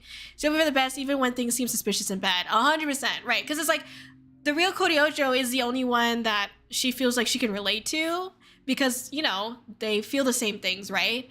Like, the real Kōri-Oujo is still like this, they're both sharing this vessel. They're both sharing this physical Ice Princess vessel. So they still kind of like, it's something that I try to sprinkle in within the story, but it's kind of hard to get that across. Like, how do you explain like that these two souls are still, even though they're separate, they're also like feeling this, they can feel each other, right?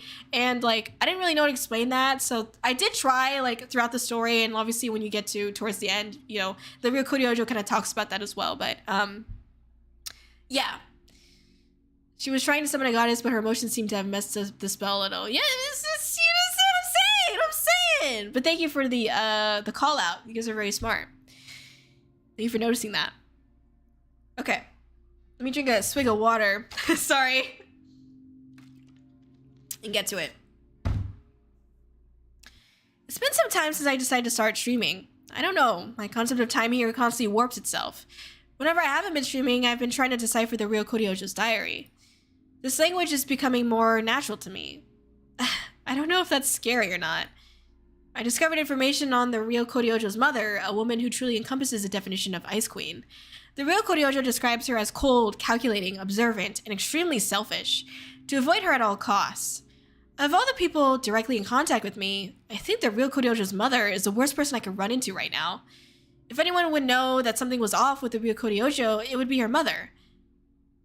I stand by the window in my room using the light from outside to illuminate the pages of my book. I want to be able to share more stories with my streaming community, especially since this is the only way I can escape the current world I'm in.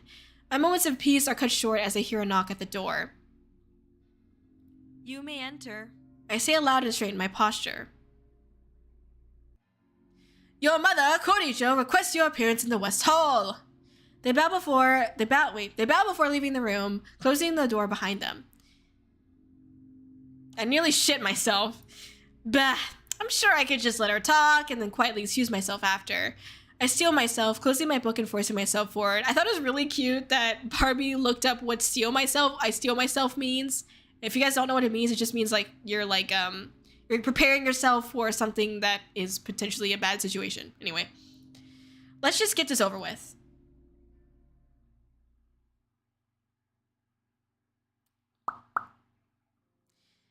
I enter the hall, finding Kōri-Oujo standing over the grand piano, setting it with a nostalgic look in her eyes. Her silver hair is clipped elegantly and the air around her is calm, her movement swift but meaningful like fresh snowfall. One of my favorite lines right there. Sorry. She notices me approaching her and gives me a smile.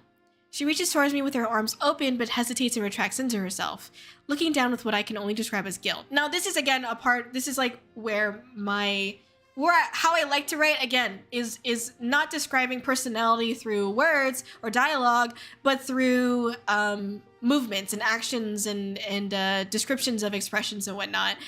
So again, this is like a portion here that I think well describes that the kind of writing style that I enjoy writing. Hello, sweetie. She quickly covers her expression with a friendly grin once again. Sorry to call you out of your room. I was just worried because I haven't heard from you in a while. And apparently you haven't been able to attend the roundtable meetings. She tilts her head, a genuinely concerned look on her face. I don't know what to feel about this. Surely she's the same mother the real Kōri-Oujo was talking about. Is there another one? Or maybe this is just her scheme, to make you open up and feel safe, but really she's got other plans. I'm alright. Thank you for your concern. I remain reserved just to be safe. She gives me a thoughtful look, turning her attention to the grand piano again. Will you play for me, please? It's been so long since I've heard you play piano. She runs her fingers over the keys, remembering moments that I've never experienced. I like this line too because it's like this idea that like, so obviously Kōri-Oujo's having this like nostalgia, this sense of nostalgia, but like, you know, Earth Kōri is sitting here like, I don't fucking know. Like she's having like a flashback moment in the anime and then Kōri is just like standing there like, can I go back to my room now? Anyway. I nod my head, though I'm panicking inside. I only know a few songs self-taught on the piano, but when I look at her mother, Kōri-Oujo, with a look of relief and pride and happiness all at the same time, deep down, I wish I had something like this. Even if it's not real, I hope I can indulge just a little bit. Also, I like the way that the sound design is in this particular scene, so I'm gonna let you know that before we get into the part that I like. I push my gown under me as I seat myself on the bench, familiarizing myself once again with this old distant friend of mine.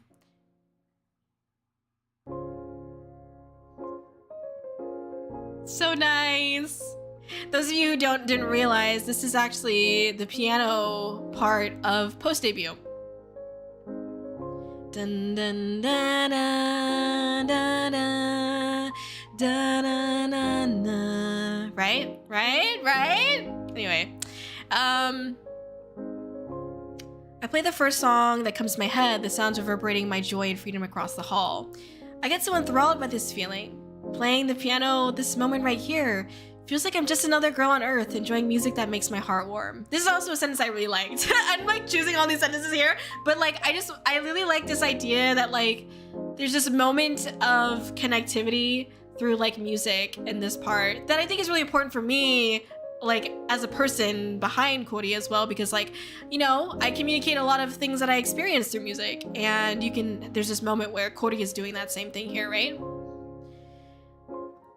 As I finish the song, I bask in the feeling of sliding my fingers off the keys.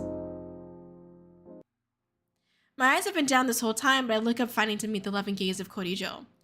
I give her a little smile and stand from the bench, straightening out my dress. That was marvelous, Kōri-Oujo. If I may say, this piece sounds a lot more happy and hopeful than your previous songs. Is that so? I feel the sweat go down my back, but remain as still as possible. Yes, how do I put it? It feels empowering to listen to this song. Thank you for sharing this with me. She bows her head to me and I return the gesture. I'm glad you're doing okay, maybe even better. I know I always say this, but I hope we can eventually spend more time together. I know you're reluctant to meet with me since you're so busy, but I miss your company. I frown slightly, only because she looks less like an ice queen and more like a concerned mother, lonely because her husband is gone and her daughter is being forced to assist with the heavy weight of a kingdom. Again, this is me trying to, without directly saying it through dialogue, explain Kōri-Oujo as a character. Because as you guys will see and have probably noticed, the scene with Kōri-Oujo isn't that long, but it's really important to have this short section be able to say enough about Kōri-Oujo as a character to understand why she's acting this way or her role in this story. As I did with the other characters, as you could tell, I'm sure. Well, whenever you have time, I'm here if you need anything, okay? All you need to do is ask. I also sincerely hope you'll consider taking your final oath as Crown Princess during the Festival of Interstellar Ice. It's coming up, and I really want to have a celebration not just for the holiday, but for how proud we are of you, Kōri-Oujo. She squeezes her own hands with nervousness. I've heard a little bit about this festival from Sir Vector, but I still don't know much about it. As I'm pondering, Kōri-Oujo continues. I know you have been reluctant to tell me why you do not wish to have the ceremony, but as you know, this is a tradition that has been passed down for generations. We cannot move to the next step, crowning you as queen, until you fulfill this. I quietly nod, anxiety rising in my gut. I can't answer for the real Kōri-Oujo here, but it definitely hurts to see the concern in her mother's eyes. Though, it also seems like a lot of pressure, to be fair. But why is the real Kōri-Oujo running away from this? Why did she summon me here? Why would she call her mother evil and selfish when clearly she cares about her daughter? Also, is it now in fashion to change your eye color? She looks at me at my left eye curiously. I step back a bit as I'm pulled out of my flow of thoughts. Oh shit! Oh shit! Oh shit! Oh shit! I'm nervous she'd somehow look into my soul or something. She notices my discomfort and quickly retracts as well. Sorry, sweetie, I didn't mean to pry. I think it suits you. Maybe I'll ask the court magicians to change my eye colors for a day as well. She chuckles a bit, trying to defuse the situation. It's okay. Thank you for your concern. I smile gently. She looks surprised that I'm thanking her, and once again, I'm panicking that I've said the wrong thing. Thank you for the conversation. I hope to hear you play the piano again soon. And I'm sorry for all the pressure that's on your shoulders. Please, take care when you can. She curtsies and I return the gesture. I watch as she reaches the door as though she stops and waves with a grin. Also, I bought some of your favorite foods. They're in your personal chef's kitchen. Enjoy! Okay, there's no way this lady is evil. Now I know for sure. I give her a delighted wave and turn to the kitchen. Woo! Kitchen time, kitchen time, kitchen time! Also notice that I did not use the piano clip at all in the story until we got to this point. Luckily for me, I find Barbie crawling backwards on all fours around the floor. Normally, I would scream, shit myself, throw the sharp end of my crown at the creature that's in front of me, but at this point, I've grown accustomed to the strange beasts I see pictures of and read about in the books. Barbie rotates her head to look at me with a friendly smile. Hi, Kōri. I was just about to whip something up. How's it going? I love this description of something fucking creepy as shit, and she just hi! Just so sweet. Hey Barbie, I'm good. Just spoke with my mother. She mentioned she restocked the kitchen with my favorite snacks. Ooh. I sit down on a bar stool, eyes sparkling. I know I could sit in the dining room, which was connected to the kitchen, but no one eats with me, and honestly, if you could be closer to the food, why wouldn't you? Oh yes, I'll make you a 5-course meal. She stands up like normal and washes her hands before getting to work. Barbie, can I ask you something? I cross my arms leaning against the kitchen island surface. I'll do my best to answer, Your Highness. I'm an expert at gossip, spilling tea on living room floors. She is an expert on that. And how to clean pudding out of the carpet. If you have any questions on those, I'd be happy to. Right. Thank you. I giggle. Actually, can you give me details on what the Festival of Interstellar Ice is? I've been so busy that it slipped my mind. Just trying to make an excuse. I come up with a lousy excuse, right? Hoping it doesn't raise any red flags. Of course. It's a fan favorite festival. She claps her hands together and begins. The Festival of Interstellar Ice is a collection of music, art, ancient traditions, and strange magic. She waves her fingers and laughs. Oh, so cute. They say the festival is a celebration of the Kōri Kingdom. Hell yeah. However, it has grown so popular, people from the other lands come to join in the activities. The Kōri Kingdom has always been welcoming of others, but because of the war, barriers and restrictions have been built. There's also a special ceremony that can only take place during the Festival of Interstellar Ice, which is when the princess, or you, Kōri, would take the final oath as crown princess. Legend has it, the color of the moon will change to your destiny and grant you power. Power! My destiny? What does that mean? I'm not so sure myself, to be honest. I believe it's like a prophecy of sorts. I silently soak in the information. If it was true that it was such a crucial ceremony, why would the real Kōri-Oujo decide against it? If I was able to get a peek into the future and get stronger, well, what's the catch? I'm blanking now, too deep in thought. What should I do, second brain cell? Here we are, once again, at the shit myself option. All right, let me I'm gonna choose a ship myself option. Thank you, everybody. Let me catch up. Sorry. Okay. I mean, tee chef noises. I love this. Yeah, the piano song. Man, I wish I had let this play more. I love this song. Right. Damn, what you got? English degree or something? Shut the fuck. I need me one of those. It's a moment in the game that helps us get to know her. Love it. Right. The scene really made me feel suspicious about the real Kōri-Oujo. Like, this lady is evil? What? Right? What the Onryo are doing? I love the way you wrote me, dude. I got you, dude. Spill the tea. You know what's up? I spilled the tea and Maro wasted one, honey. Yes. Hola, Georgia. Hello, Roy. Hola. Welcome. We're just playing my game, which sounds weird to say. But we're here. We're doing it. Smoothest excuse ever, right? Well, I know what I do. I'm just saying. Yep, we all know. We'd all choose the ship myself option. Hello, what is up? We're just playing the game that I self-produced.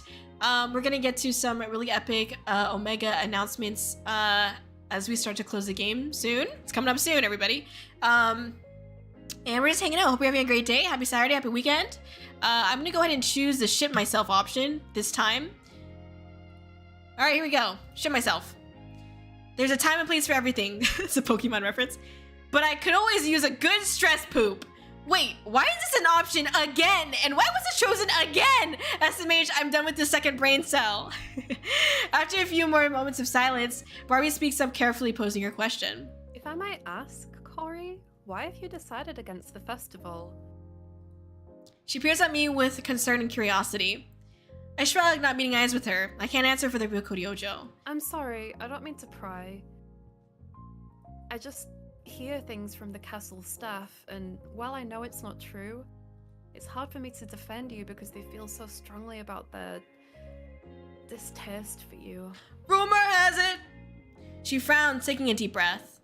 I find it difficult to formulate any words in either language because she seems genuinely concerned about me, as if she were a friend.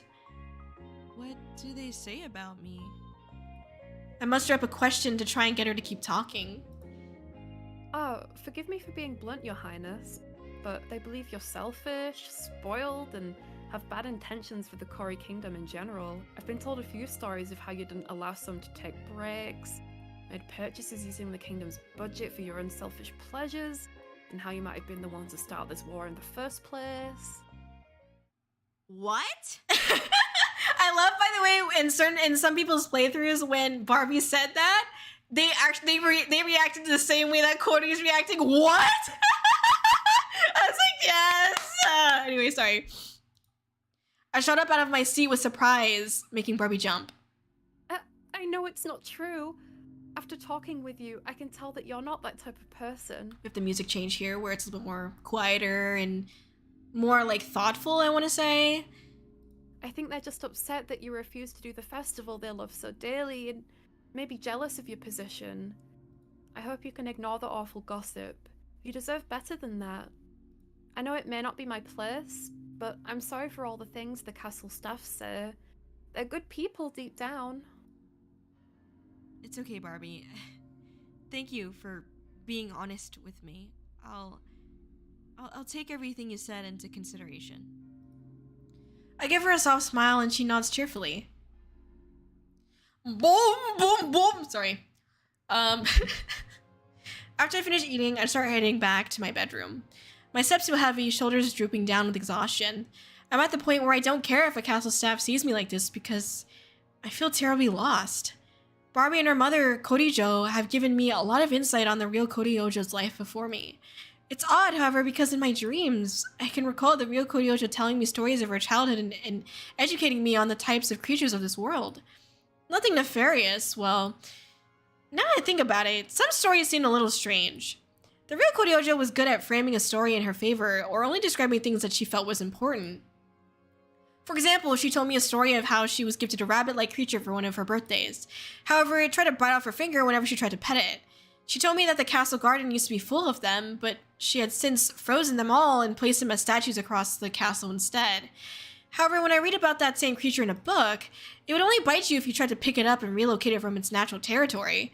If relocated, it would become very aggressive and try to attack anything that approaches.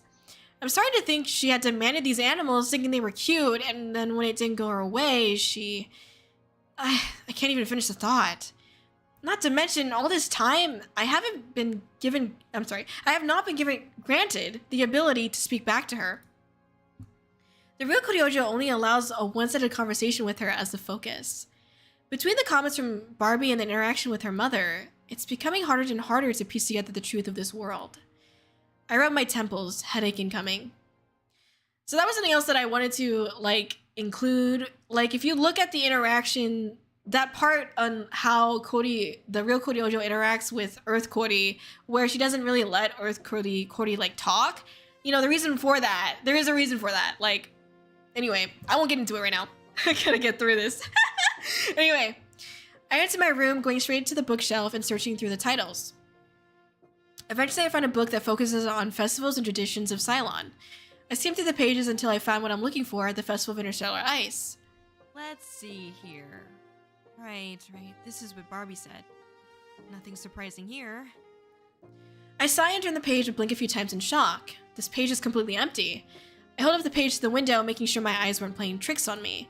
I ponder for a moment, but I start noticing some text appear at the top of the page. For the eyes of Kōri-Oujo only. I pace back and forth in the room as I stare at the page, waiting for more text to rise. Nothing. Oh, maybe I'll try that spell I used on her diary. I hold the page up to my crown and recite the name. I look down, noticing the family crest symbol glowing on the paper now. Luckily, this did the trick. Soon, the page glows and words flow into the air in front of me. I set the book down on my bed and slowly read. Kōri-Oujo, to take the oath of Crown Princess is your final ceremony before Queendom. With this comes great power and responsibility. Should you choose to initiate yourself, you will receive the prophecy of the moon to guide you as well as its magic. Be warned, however, as your life will be judged by the powers of the moon. Should you fail to complete your destiny, you will cease to exist. If you complete your destiny and the moon sees no further use for you, it will strip you of your powers and potentially your sanity. You will be forever tied and responsible for the will of the royal family, your kingdom and its people, and the destiny you must chase. Dun dun dun. I close the book, the text dissipating into the air. I collapse onto the floor, leaning against my bed. I don't understand. The real Kōri-Oujo said it was fate that brought us together, that she planned for me to take over her body. Was she just using me to take the oath so I could suffer the consequences, not her? Or is this all why she chose not to move forward with the festival? Because she wanted to find power elsewhere to win the war instead of investing her life in this ancient tradition? I feel torn between the real Kōri-Oujo, who looks so longingly at me with hope, and the Kōri-Oujo that I'm piecing together myself. I held back tears I didn't know were rising in my eyes. Why am I here? Where do I belong? Is this what it means to be a good supporting character? I shake my head and stand up, practically running to my computer. I pat my cheeks and take a deep breath. For now, I need some space away from all this. My belly is full and I have to greet my streaming community with a smile. I want to make the choice for myself to be happy, to reflect, and to give myself the time I deserve. Since streaming delights me, I'm gonna keep doing it for as long as I can. Right now, I don't want to face the real Kōri-Oujo in my dreams. So I just want sleep. Easy master plan. I'm sure my community will support me doing some really long streams anyway. It'll be a great time, and we can crack all the jokes, and I can scream a bunch into the mic. I press the go live button, my mood improving significantly as I begin. Yo, hello! The legendary! It was so weird to say yo hello, without actually being live. I was like, what the fuck is this? All right, let me take a quick pause so I can read the chat. Hey. Bruh, friend? Unless, huh? I'm gonna play through. I reacted the same way. Really? Yes, let's go. That's good. I would react that way. That's a big accusation to make. Right. Exactly. You gotta be like, what? Barbie casually mentions people thinking Kōri started the war. Barbie is just head empty back to the dishes. I know. But he's like head empty and we go crawl back on all fours to the dishes. The freezing of animals and using them to decorate your home, totally not crazy. Right. Well, Sina brought up a good point that's kind of like how, what is it? psychopaths like begin, or like serial killers and stuff like that. I mean, similar vibe. They start with like, usually they start by hurting animals and, you know, just saying. Anyway, dun dun dun. This is hell of a trade-off for power, true, right? The big reveal. Why are we here? Just to stop her? Every time I hear like, when she says, "Where do I belong?" I always think, "Where did I go wrong?" That's what I think of when I read that, or when someone else reads that. It's bad. Anyway, yeah. Look at all the YOLOs in the chat. So cute. Thank you, everybody. All right, here we go. Next.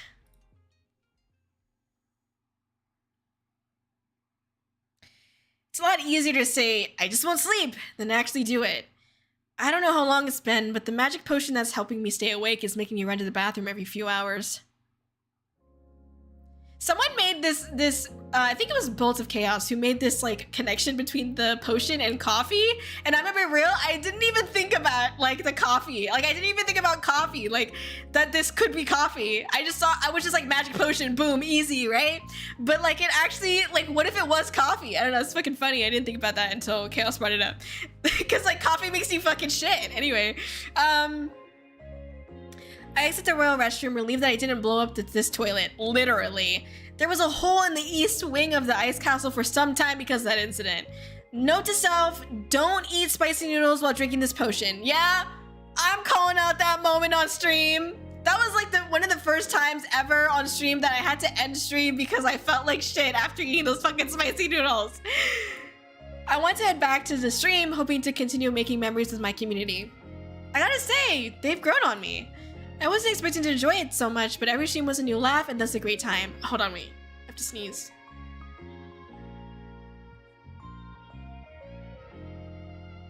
Bro, it went away! It went away as soon as I muted! God damn it! Sorry. Okay.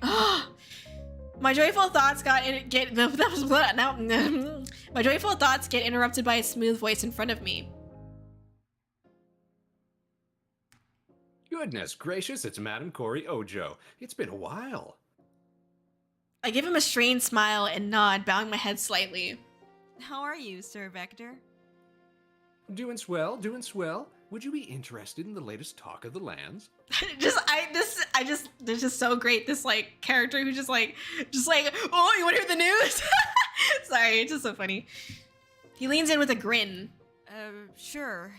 Please, continue. She's like, I don't give a fuck. I tilt my head curiously. Well, aren't you in for a treat? There are talks of the Rai summoning an omnipotent being for the upcoming battle. How is that a treat? How is it a treat? Anyway, I blurt out, though I quickly clear my throat and collect myself. Thank you for the news, but I must be going now. I try to make my retreat, walking past him. Madam Kōri-Oujo, are you considering holding the Festival of Interstellar Ice this year? All of the allied kingdoms are curious. So this part I'm just imagining, Sir Vector just has like a mic, like, Madam Kōri-Oujo, wait. It's like paparazzi moment. Are you considering holding the every time I get to this, like, someone got to this point on the stream, that's what I would imagine, just like, fucking, wait. Just chasing after Corey. Oh my god, I thought that was fucking funny. Anyway, sorry. Moving on. He speaks calmly to me despite my back facing him. I shrug without turning around, wanting this conversation to be over. So now you see, she's like, there's this moment where she's fucking running away from these fucking responsibilities once again. Here we go, yay. If I may say, milady, this would be a good time to mess with the Rai, as they're busy preparing their next attack. Their defenses are weak, as they focus on their offense. However, I am but a mere messenger. I continue walking, though his words hang over me like icicles in a cave. It's not until I reached my bedroom that I started breathing normally again, letting go of a breath I didn't realize I was holding. Damn, that shit really sucks. Every time I read that, that's also what I think of. I need the real Kōri-Oujo to put her stupid plan into action already and take her body back. If that's even her plan. To be fair, I haven't been dreaming and thus haven't had a chance to have our usual one-sided conversations. I reach for the real Kōri-Oujo's diary on my desk and open it, skimming through the pages. I'm able to read more now that I've gotten I'm able to read more now that I've gotten more used to the language. Let me pause here to check the chat, my bad. Okay, it's the first sign of psychopaths and serial killers. It starts with animals and escalates as time goes on. Right, exactly. Where did it go? Right. Makes the original Kōri scary. True. My dumbass thought it was a Red Bull. Oh no. I mean, same. I remember that story about piss in the vents, that chaos. F sneeze, right? So do Earth Barbie and Zhylan Barbie exist concurrently? I don't know where Barbie's from. I don't know. I mean, I think in this, like, the way that I wrote this was that there's just Zhylan Barbie, like Barbie, like there isn't like these two entities. So like a lot of people had these like theories that like, I'm not gonna address them, like answer them, but people had some theories about like, there's this one that was interesting that they thought that Vector was coercing with the real Kōri-Oujo, like he was also evil or like not on the right side.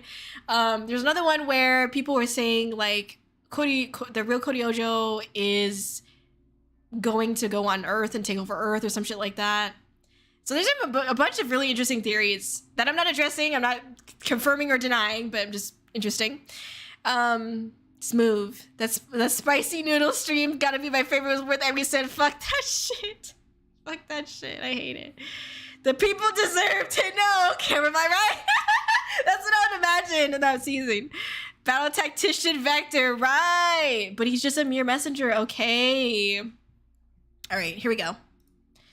My eyes grow wide at the words I read. Oh, wait. Sorry. I just saw... I'm from the lovely land of D's. Okay. I'm glad I stopped to read that message, Barbie. I appreciate that. Anyway. Okay. Here we go. This festival, Interstellar Ice, I refuse to take part in this. I refuse to give my life away for this kingdom. What have they done for me? The weak should learn to fight. Those who can fight should fight for themselves. I never asked to be crowned princess, to be the person in charge of their lives. The Rai, yes, they could turn into my allies. Not just the Rai, I could gather more. Turn them against each other. Let the world perish and I'll rebuild. I need to get stronger, though, without the so-called help of the moon. I had a spy receive some ancient scrolls the Rai had hidden away. I will attempt their spells, though I'm an amateur at such ritual magic. I have to try. I won't lose my life for a mere kingdom. If I must, I'd rather lose my life for this entire world. Dun dun dun! I dropped the book on the floor, gasping, "Don't drop that da da da! Hey, don't drop that da da da!" Sorry. Even though I can read these words, they're still extremely vague. Only she knows. Only she can answer my questions. I close the diary and toss it back on the desk, my brows furrowed in confusion. The real Kōri-Oujo doesn't seem like she understands what she wants.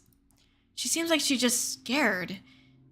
Just like me. And this was also a part that I was like, you know, obviously at this point we're like, okay, there's something wrong with the real Kōri-Oujo, right? But it's like, I wanted it to be like Earth Kōri still feels for this character. Like they're still leaning towards each other without even like trying. Even though they don't want to, you know, they are. And yeah, I don't know, just something that I wanted to have here. Anyway, sorry. Scared of this world, its people. Oh, and also how like the real Kōri-Oujo doesn't know what she wants. Like she's just like lost herself. And I wanted her to be like this almost like villain that was just like yeah, she's a villain, sure. Like she's got shit going on, but like at the same time, like it's just it's like not the kind of evil that we usually see, like not the reasons why we might usually see. I don't know. It's just what I was trying to do, but anyway. The responsibility that comes with this role. I have to face her. Even if it was a rookie mistake. I'm the one she summoned here. But my thoughts are all jumbled now too. If it was an accident, why should I even care? Why should I shoulder on this? I'm not supposed to be here. I shouldn't be here, but the longer I ignore it, the worse the war becomes, I'm sure. Whether I like it or not, there are real living beings in this world. But it's impossible for me to do anything when I'm still a novice in, well, everything here. Back and forth, my mind goes through a snowstorm of thoughts and emotions. I want to help, I want to support, but I can't. I'm weak. I don't know enough about anything. I'm not meant to be here, but I'm not meant to be anywhere. I'm a supporting character, but now I have more to lose and my heart aches when I think about possibly disappearing or sacrificing myself for the sake of a so-called main character. Who am I? Ugh. Just want to turn my brain off for a bit. My head hurts and my stomach is a mess from that potion I've been drinking to stay awake. I sit down on my computer and start checking my messages. I read through a few, my heart warming with each line. I really hope you're taking care of yourself, Kōri. You seemed a little down earlier. How come you're not sleeping? If I could, I would send you some bath bombs and tea for you to relax, girl. Get some rest, Kōri. We want you to feel better. We'll be here when you return, you know. I smiled to myself, relief washing over my features. If only I could thank everyone in person. I love the community I've built with these people. I've never really had something like this before, to be honest. Everyone seems to care about Kōri. I mean, the streaming persona Kōri. The funny crackhead raccoon person. Which is me, right? Who am I anymore? As you can see, I sprinkled throughout the story these questions, her constantly questioning herself, like, who she is. And I think that's something that the story, like, kind of in some ways reflects, like, my VTubing journey myself. Like, trying to figure out what kind of content I want to do, like, you know, how I want to be on stream and, you know, things like that. So, anyway, side note. I feel my eyelids get heavier and heavier. I wish I could just meet all of them. I wish I had these friends while I was on Earth before. Would they still be my friend if I wasn't Kōri? I truly treasure all the jokes, laughs, silly streams, and talks of snacks on the stream.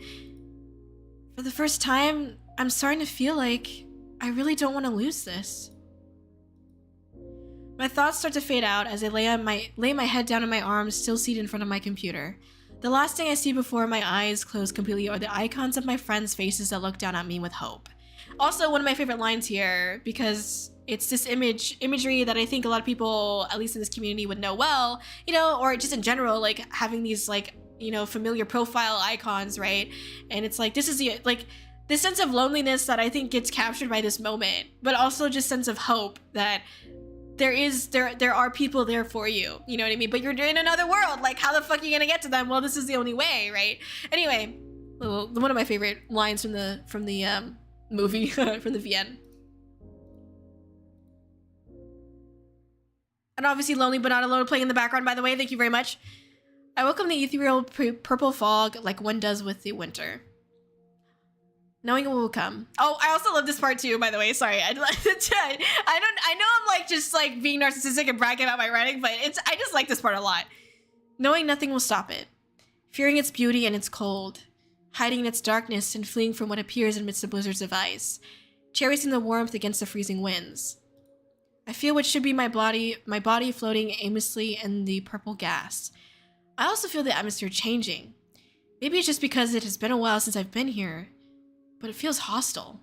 Something isn't right. I open my eyes. Where have you been? Foolish girl. I've figured it out. You think you are winning. You truly believe I wouldn't see through your actions? Well, my dear, I've thrown away my morals and humanity long before you took over my body. I'm always in control. There's something consuming me, and I feel what should be my body begin to freeze. Her eye, a crystal blue, terrifyingly stunning as it draws me in with its anger and sheer power. I feel what should be my ankle break, though it's a little numb because of the cold. Then it's my whole leg, then the other leg. I listen as each crack in my icy limb separates muscle from bone, nerves and joints rupturing. A fissure in my heart. I feel the rift in my arteries, millions of interstices in my valves. I don't want to die, but I can't scream, I can't move, and worst of all, I can't remember who I was before this. You are supposed to be a brilliant, omnipotent being. And yet, you do not fight back. You humor me. You must look down on me too, don't you? Not to worry. I'm done with you and this body. Perhaps you truly are a savior to me, because now I've found something better. I could kill you now, but I'll let you live instead. I want to see what will become of you. But most of all, I want to see you suffer more. I can feel what you're feeling, you know. Emotions that I thought no one else understood, which is why I took a liking to you. Why I trusted you. Your loneliness, your fear, your confused state of isolation. I felt those things too, but under the weight of thousands of expecting eyes. With the warmth of fresh blood on my dress. Your feelings are nothing but a snowflake in my icy tempests. One of my favorite lines. Thank you very much. You may bow to the kingdom and its people, but I will never do it again. We will meet again, I'm sure. But not before I transcend above you and the moon. So that way, I can control every cell in your body and every particle of this planet. I'll make you dance atop the shards of bodies I destroyed. I look forward to it, Kōri-Oujo. Beautiful. Beautiful. I spent a lot of time sound designing that, just as you could probably tell. Yeah, I think in that scene, it was really important for me to write this, like, and like also when I'm not like a full-fledged voice actor by any means, but I wanted to like capture this essence of like Kōri-Oujo, the real Kōri-Oujo is actually like hurt in this scene. She's both hurt and angry, but like translating her pain into anger more so than anything else, right? Which is why she starts to fall back and say like, you know, I thought we understood each other, you know? So anyway, I'll get to that in another time. I wake up at my desk and immediately check my body for any missing or frozen limbs. I'm also either drenched in sweat or drool. I can't tell yet. I flex open my pale hands, staring down at this body that wasn't mine with my heart racing. This is a point that I learned in my short story studies. We had read this one, this one story for my class where something that stuck with me in that example writing is the imagery within the first paragraph of the story is repeated again within the ending of the story. And that's something that I kind of wanted in this story as well. So at the beginning of the story, or the beginning of the isekai, which is really where the story starts, obviously Kōri starts flexing her hands and she's like looking at herself and looking at this body that wasn't hers, right? And then we have this scene again, now with just Kōri, and this turning point in the story, the end of the story, where this same imagery is happening again. That's something that I wanted to have. But it's happening in like almost like a different context. So it's like, it's the same scene, but the feelings are different now. You know what I mean? I think that's pretty powerful. So something I included here as well. Everything is surprisingly where it's supposed to be. In fact, I feel even better than before. My movements feel familiar, less groggy, and it really feels like this is my body. I stand up from my seat, going to the window and opening up the curtains. And once again, she goes open the curtains, right? The light shines in and I look at the Ice Princess in the reflection. Looking in the reflection, I take note of the little details like the curve of the nose and the rosy cheeks. I can see it in my eyes. There's the real me. Somewhere buried under the icy skin is a girl who is freaking out over an assignment. I also love that a lot of people are like, I forgot about the assignment. Like, right, there's so much that happens that it's like, you know, it's like we forget that, like, and that's part of the story too, right? Like when we had that very climactic moment, something that Earth Kōri says is like, I can't feel this and I can't do this, but most of all, I don't know who I am anymore, basically, right? And it's like this, like you just forget it's that same process of like, who was I before this? Who am I, right? Anyway, and there's also a spot that's missing someone too. A wave of questions hit me and I feel my breathing stop. She's gone. The main character, the real ice princess, the reason why I've been wrapped up in this mess in the first place. She's gone. What am I supposed to do now? Can I even go back home with no body? What will happen to the people here? Why do I have to shoulder this responsibility? Where is she now? Why isn't she here instead of me? Who am I? My existential crisis stays with me even as I close the curtains. I sit down and curl up in a ball on the floor. Empty, without purpose, but with a mind that wouldn't stop creating more questions. I want to cry, but nothing comes out. Maybe because this body is missing its real owner. Maybe because this body isn't mine. I close my eyes, hoping I can wait out this time. I ignore the impending doom within myself and outside. To be honest, I don't know how long I've been sitting here. I've lost the concept of time long ago. Let me check on chat, sorry. I realized I should probably check on chat because that was a really intense area. How do you see? Wonder if the rye were from Earth. Ooh, bits and pieces of it now. Yep. I'm still unsure if she's actually evil. She just seems lost and desperate. We care about you. Yeah. Falling asleep in Discord. Right. We love you. Oh, stop. I was so hyped by this part of the story. Oh, that's so sweet. And also Lowly, but not alone, playing in the background. Thank you very much. Thank you. Smart is so good. Thank you. Love the distorted music in the VG. Oh, right. The distorted music is actually my just chatting music, but it's backwards and super fucking distorted. And then there's static on it as well. The eye is terrifying. I love how unsettling it is. Yes! That's stereo. Uh-huh. That's my shit. The demon roast, bro. Exactly. And I love how she talks so vague and malicious and psychotic. Yes! Oh, I'm so glad you got that. Oh, I'm so glad. Thank you. This part made me jump in my chair. Nice. I love it. God, I love the intensity of that scene. Thank you. Shit myself twice, right? Your voice acting was so cool. Thrice. Thank you. It was perfect. The voice acting left me speechless. Thank you. That's so cool. The homework, you know what I'm saying? Getting a C- on the grade, right?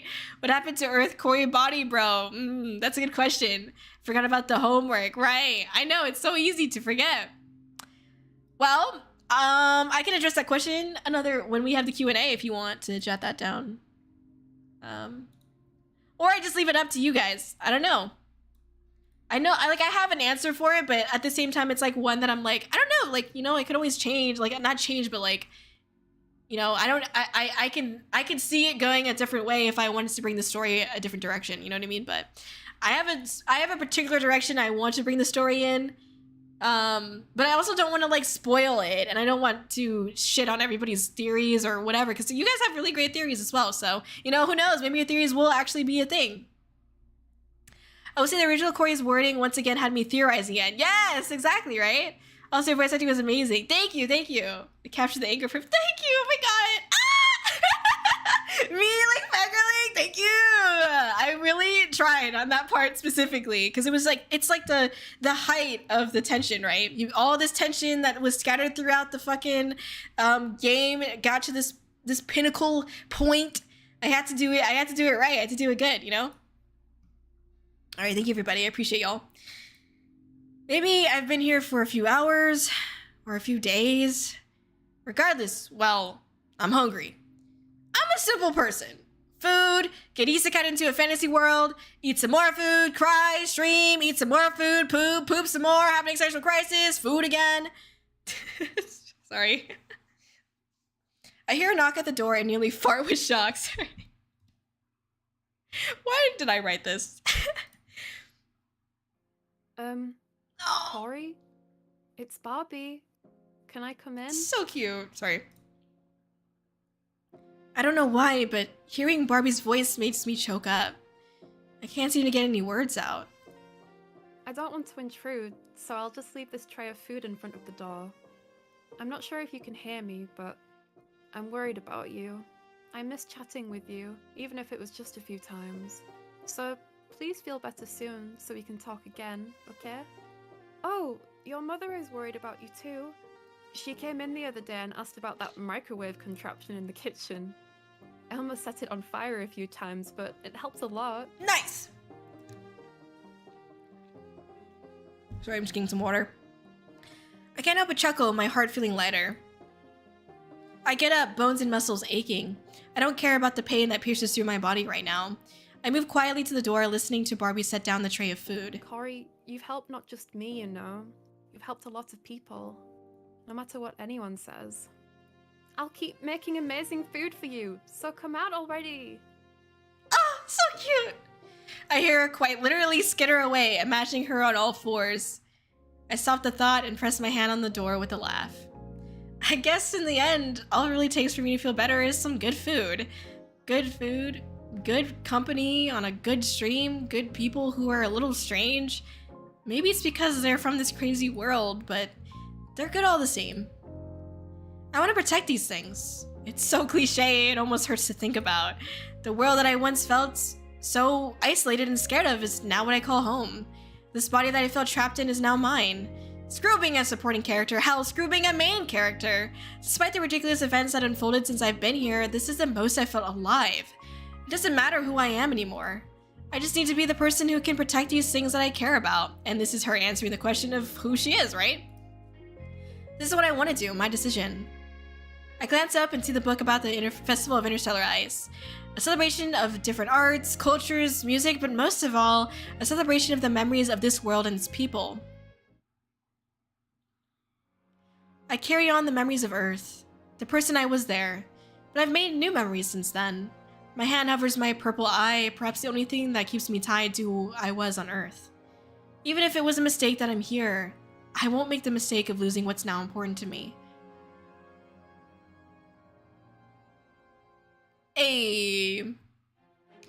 Shortly after Revelation, Kōri goes to her mother, Kōri-Oujo, to initiate talks of the upcoming Festival of Interstellar Ice. Only the allied kingdoms would be able to join the festivities, and security will have to be at an all-time high. Sir Vector is in charge of delivering the message of the festival to neighboring kingdoms. Head chef Barbie is put in charge of catering and organizing the various food booths in the marketplace.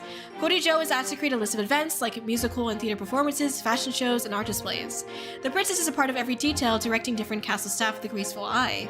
But sometimes, even amidst all the busy bustling business, passerby can hear Kōri laughing hysterically in her rooms to seemingly no one. The Festival of Interstellar Ice comes quickly, unexpectedly, but after much preparation, the streets of the Kōri Kingdom are lit anew with lights and decorations that symbolizes ancient traditions across the lands. In Earth time, the festival begins on May 28th. May 28th! For Zhylan, the magical fireworks that blossoms with newfound hope and dreams against the moonlit skies, which signals the beginning of the festival. Zhylan's moon sits peacefully on the horizon, watching the people and creatures of this fantastical world celebrate a collection of memories, culture. The festival spans over several days, each moment more beautiful than the other. During most of the celebrations, however, the princess is in her castle preparing for the final, most important ceremony. The last stage of becoming the crown princess, an official coronation, a seal of her fate. Sorry. Some gossiped about how they could see the event. Someone gossiped about how they could see the event was affecting the princess. Sometimes the princess would stare aimlessly outside the grand windows with a look of longing in her eyes. Others would witness the princess eat massive mounds of food and, not so secretly, farting away. Her reactions were strange sometimes, but started to become the new normal. Sorry. For her, it seemed the days leading up to the final ceremony were long and quiet. She took a break from screaming into a device, it seemed, as the castle halls were oddly silent. Some said they could hear soft weeping when they passed by. Yet, when she would come out of her room to attend castle duties, she had nothing but a smile, one that almost didn't look like it belonged on her delicate face. Finally, the day is here.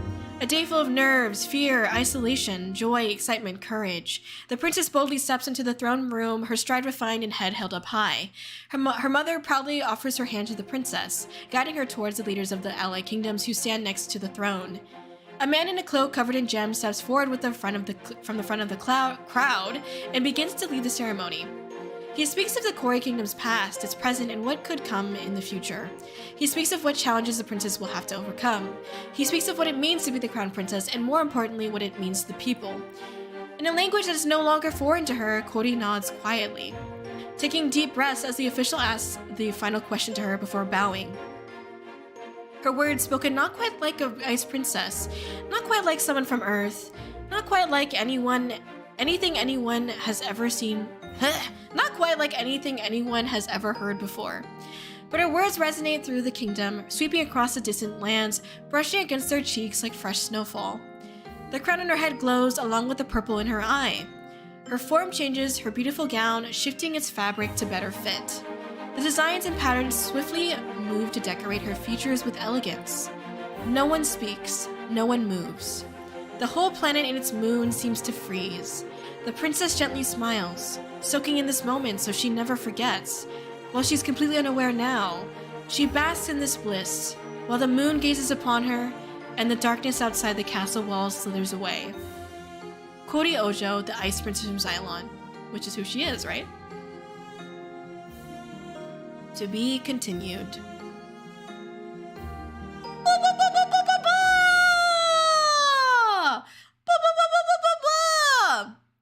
Wowie! Wasn't that neat?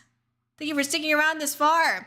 Special shout out to Barbie, Ryder, Cinna, Mana, Zep, and Chaos for streaming the game at the time of writing this. You'll be included in something special soon, heart. Well, I think you've waited long enough for the big announcement. Let me bring up my new homie on the screen now. Okay, take it away, Live Kōri. Thank you, non-Live Kōri. Let me get myself situated. Hello, homie. What's up, dog? Dap me up, homie. Thank you. So, my announcement is that I will be re-debuting. I have a new model. Woo, woo, woo, woo, woo! Yes, you guys heard it here, folks. This game was literally just a fucking coax to get you guys to fucking see that I'm gonna get a new model. It's the lore behind the new model. That's right, everybody. That's fucking right. I did this shit. Why did I do this shit? I don't fucking know. Anyway, yes, I will be re-debuting. I'm getting fucking new look, everything. All this shit's coming out. I'm super excited. I can't believe it's gonna be happening. I know you guys have heard me talk about like, I really want like a new model. The model's so old, like this flounder face head ass, fucking big old forehead head ass, fucking ding-a-ling on my eyebrow head ass, freaking noodle arm head ass, freaking camel toe, freaking feet head ass, skinny ass, what? No, we're done. We want something new and shiny and big, okay? So, yeah, I will be re-debuting in hopefully June 10th is what I'm aiming for. But yeah, I'm really excited to be doing that. You can see there's this little teaser of the model here. It is absolutely gorgeous. I can't tell you how much I fucking love this model. It is so freaking beautiful. I cannot wait to show you guys. It's just amazing. And I think it's just such a great level up. I just leveled up, but also I think it really captures the scene of that I described at the very end here of, you know, the designs changing on her dress and like to better fit her, and I don't know, just like the way that this character, the model is now, I think better reflects Kōri as a streamer, as a character. It's just beautiful. I'm really excited to share it with you guys. So yeah, that's my big announcement. Sorry I had to wait so long for it, but that's what this is. People who played the game, thank you for not spoiling it. I really appreciate y'all. Obviously this was at the end of the game. I don't think some people realized that this was what it was. Either that or they didn't say it, but like, yeah, this is a teaser for my new model. So that's that, everybody. Let me catch up, sorry. Let's see, oh my gosh, okay. I'm on the job, thank you, Vector. Let's see, you have a really good psycho voice. Thank you, That's what I'm saying. Thank you for jotting down notes and questions. I appreciate it. A little strange, literally crawling on all fours, right? May 28th. At this point, my adrenaline was through the roof just thinking about this part gets me hyped. Yes, right. Here's the. Oh, you guys are so sweet. That purple moon. Amazing game. Thank you. Homie Ojo, right? Secret ending. Yes. This is a little bit different from what you guys saw. Thank you, everybody. Thank you for being hyped. Thank you. I thought the silhouette was different. What do you mean? I'm excited. Thank you. Dingling 2.0. Thank you. Yes. June 10th. Yup. June 10th. Yeah, I wanted to do it on May 28th. I'm gonna be real, but that's when the festival starts. So there's gonna. I'll talk about it in a second. I promise. June 10th, I'm marking it down. Thank you. Let's get it. Extra June 10th. Yup. Pain, but let's go. This was such a cool reveal, Corey. Thank you. That's awesome. I can't believe it. Yeah, I'm super excited.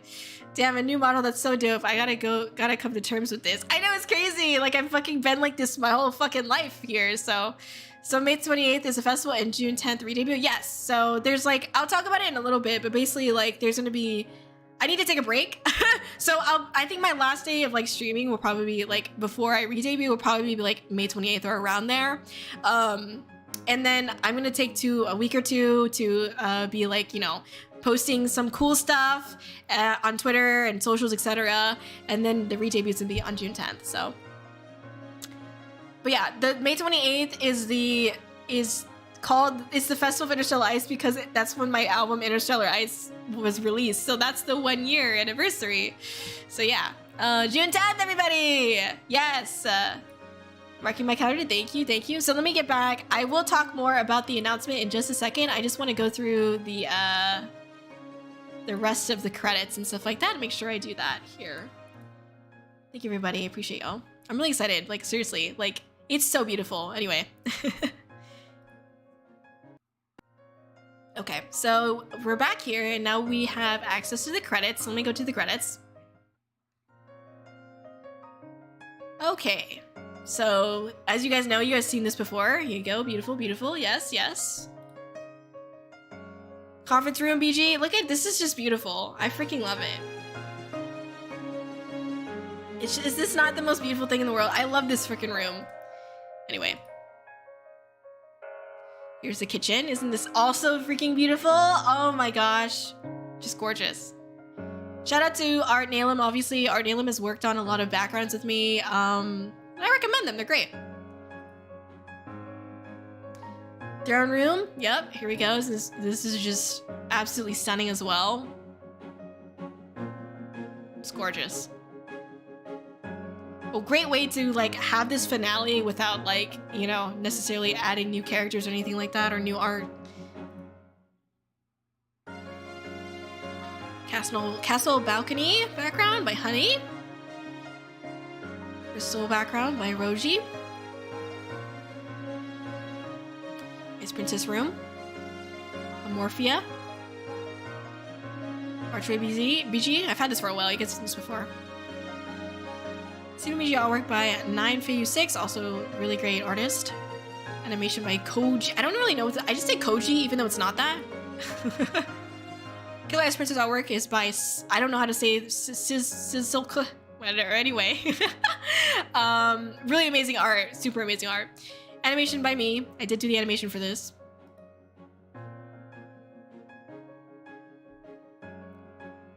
Silhouettes. Earth Kōri.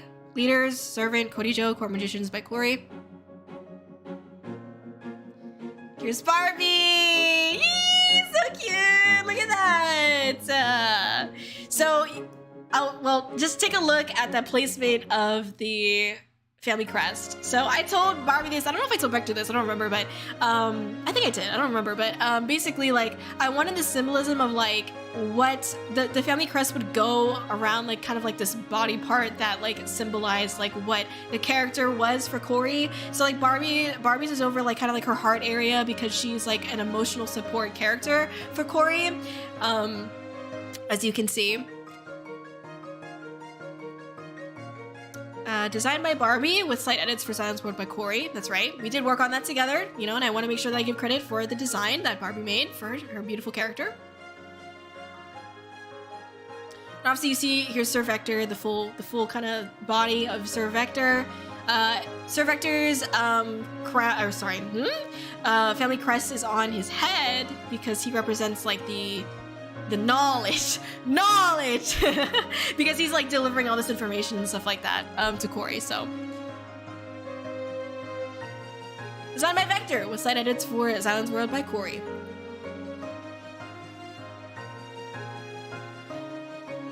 Okay, live Kōri, speak dog. Right. I forgot. Right, you're right. Thank you, past Kōri. I forgot, what's my big speech? Oh, shit.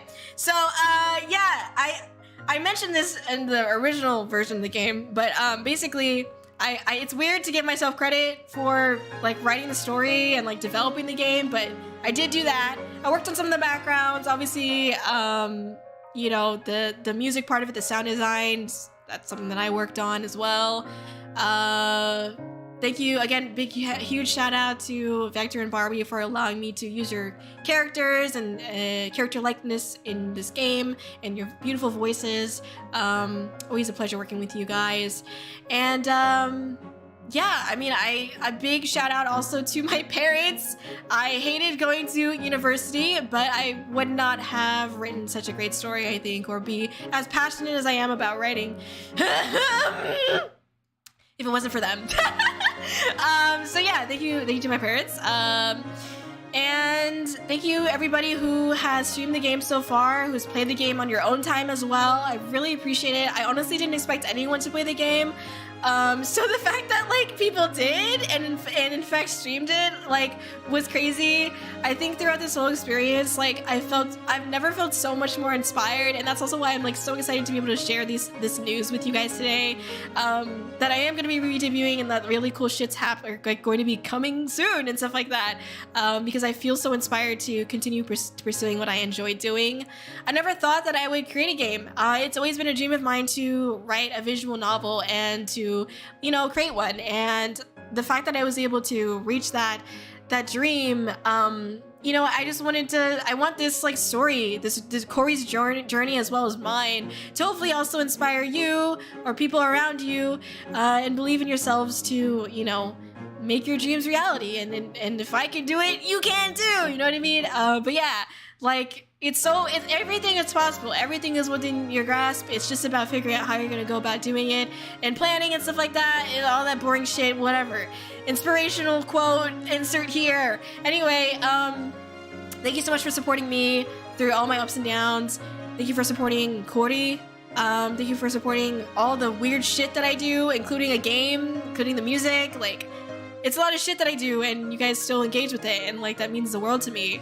So thank you so much, and thank you for being here. And I'm really looking forward to what happens next.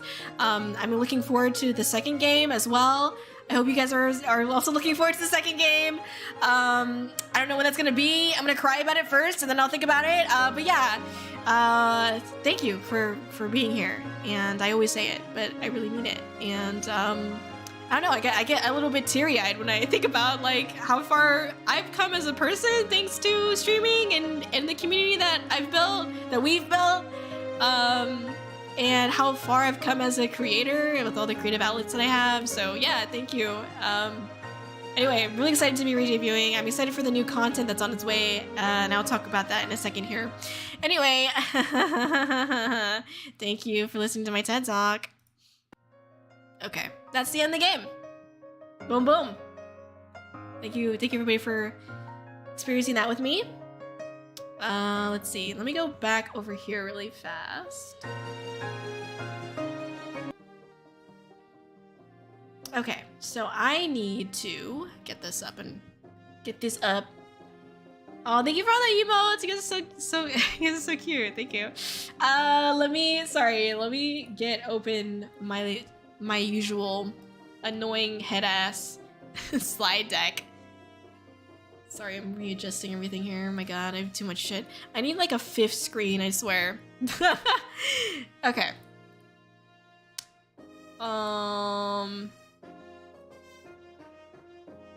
Okay. Here we go. Let me see. Rah, rah, rah, rah, rah, rah, rah. Where is my super suit? Okay, here we go.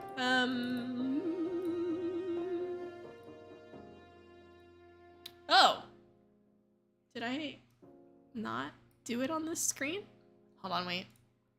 Shit. Sorry. I think I was on this screen. That looks a little bit better. Okay, wait, sorry. I'm just adjusting my screens here so that way they fit. Because at the moment, they don't. And that's what pisses me off. Oh. Well, okay, there we go. Hold on. Okay, let me go over to my trusty slide deck. How do I do this? Okay, here. Oh. Okay. Sorry, I'm like so lost when it comes to this shit. I'm still getting used to the OBS. Okay, there you go. Sorry. Okay. Here we are. Where's chat? Sorry. Gotta get re-situated here. Okay, where are you guys at? Let me see. I'm shook! Yes! Shooketh! Wait, does this mean we can re-download the game and see the secret ending? Not at the moment. No. Because I had just made this secret ending just for the stream. Because I thought it'd be cute, mostly. Because I thought it'd be cute. So yeah, I don't think I will upload a new version of the game with a different ending. I don't know. That's a good idea though. I don't know. Might just fuck around and do that. Thank you, writer, for the idea. Animation's super good. Right. Thank you. Barbie the cutie. I know. The big bow, right? Big bow gang. You forgot? I did. She forgot. I told you. I was not ready. I was not ready for it. So amazing. Though. Thank you. I'm Kōri-Oujo and so can you. Thank you. Spoken like a true Sir Vector. Can't wait to play the second game. Me too. Cries. Love you, Corey. So proud of you, dog. Thank you. Definitely inspired. You have done amazing work and it shows. You work so hard and everything turned out beautifully. Thank you. Thank you, Cinda. We love you. Ew, Serenity. No, okay. I'm just like, oh, sit up. Barbie's so cute. Thank you. Alrighty, thank you. Ew, Serenity, the fuck? I'm just kidding. I'm excited for your re-debut and for your next game. Thank you. You're the gamer. Wait, gangster gainer. Thank you. I'm just messing. I wish she was June already. I don't. Holy shit. I'm not ready. Second game. Hell yeah. Exactly. It love to be inspired. I want to get to that point where my dreams come true. I'm so glad to join on these streams and the content. I love it. Thank you. It's been an honor and privilege to see how you've grown over the last 2 years. Don't say that. I'm gonna start crying. No, for real, for real. I'm just like,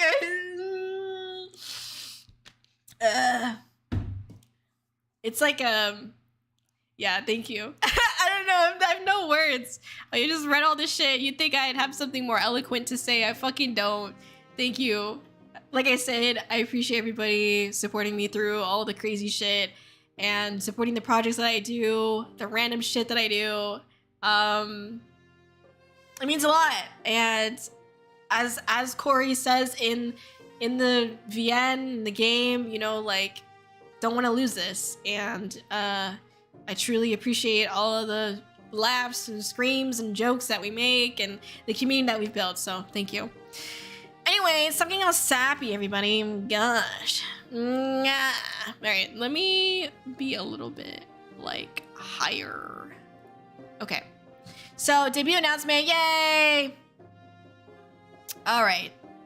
So, re-debut. Estimated debut date is June 10th. I hope that I can do it by then. We're gonna see, because there's still things that are in the process of being done, and I can only hope to whatever higher being is out there that it gets done by then. So, we'll see. But that is the estimated debut date is June 10th. And new model, really excited about that. It's gonna look freaking epic. You know what I'm saying? You know what I'm saying? Let me go to the next one so you can see this cool shit. Yeah. a new dawn. So new emotes. I don't know. So on YouTube, there's like some requirement. It's like Twitch affiliate where you have to meet some requirements in order to have emotes. So I don't have those yet, but I don't know if I will have it by then. I kind of doubt it, but like, you know, when I do, we'll have new emotes available. At the very least, they will definitely be the emotes you use on the Discord. New logo, super epic, super excited for that. The new logo, because I hate this fucking logo that I have. There's a story behind that I won't get into today. New stream assets, obviously, like, you know, stream starting soon, etc., etc. New BG music. I'm also very excited about this. I'm fucking tired of my just chatting music, okay? I want new just chatting music so I can at least switch between the two, because I'm so tired of hearing the same shit over and over again when I talk. Anyway, I'm angry. Anyway, yeah. So that's exciting. A new moon. So some new content that you can expect to see when it happens, after I debut. I'm gonna be doing a podcast called Dumpster Fire. You heard it here first, folks. Dumpster Fire. Very excited for that podcast. I don't know what to say about it. I'm really excited to, I guess most of the topics I kind of already have planned out. Some of the topics include basically some stories within like the VTuber community that I've experienced. And obviously, let me get to that in a second. Some things that I've experienced in the VTubing community that I'll talk about. There'll be some episodes where like I look at like just weird opinions and just talk about those weird opinions, hence the name Dumpster Fire, just a bunch of trash. Anyway, I'll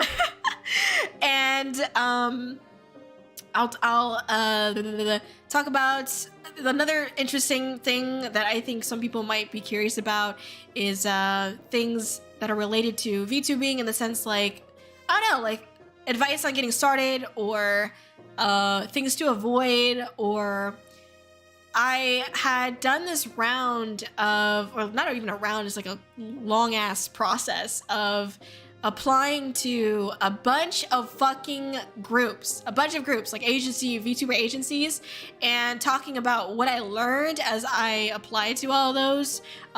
So people could potentially learn from that experience as well and talk about the downsides of that as well, because I don't think we talk about that enough. I feel like we kind of idolize and you know, romanticize the agency life, which we won't get into right now. Obviously, the Dumpster Fire podcast is something where like we're kind of just talking about stories and like opinions, and it's not something that like I want people to be like, how do I explain it?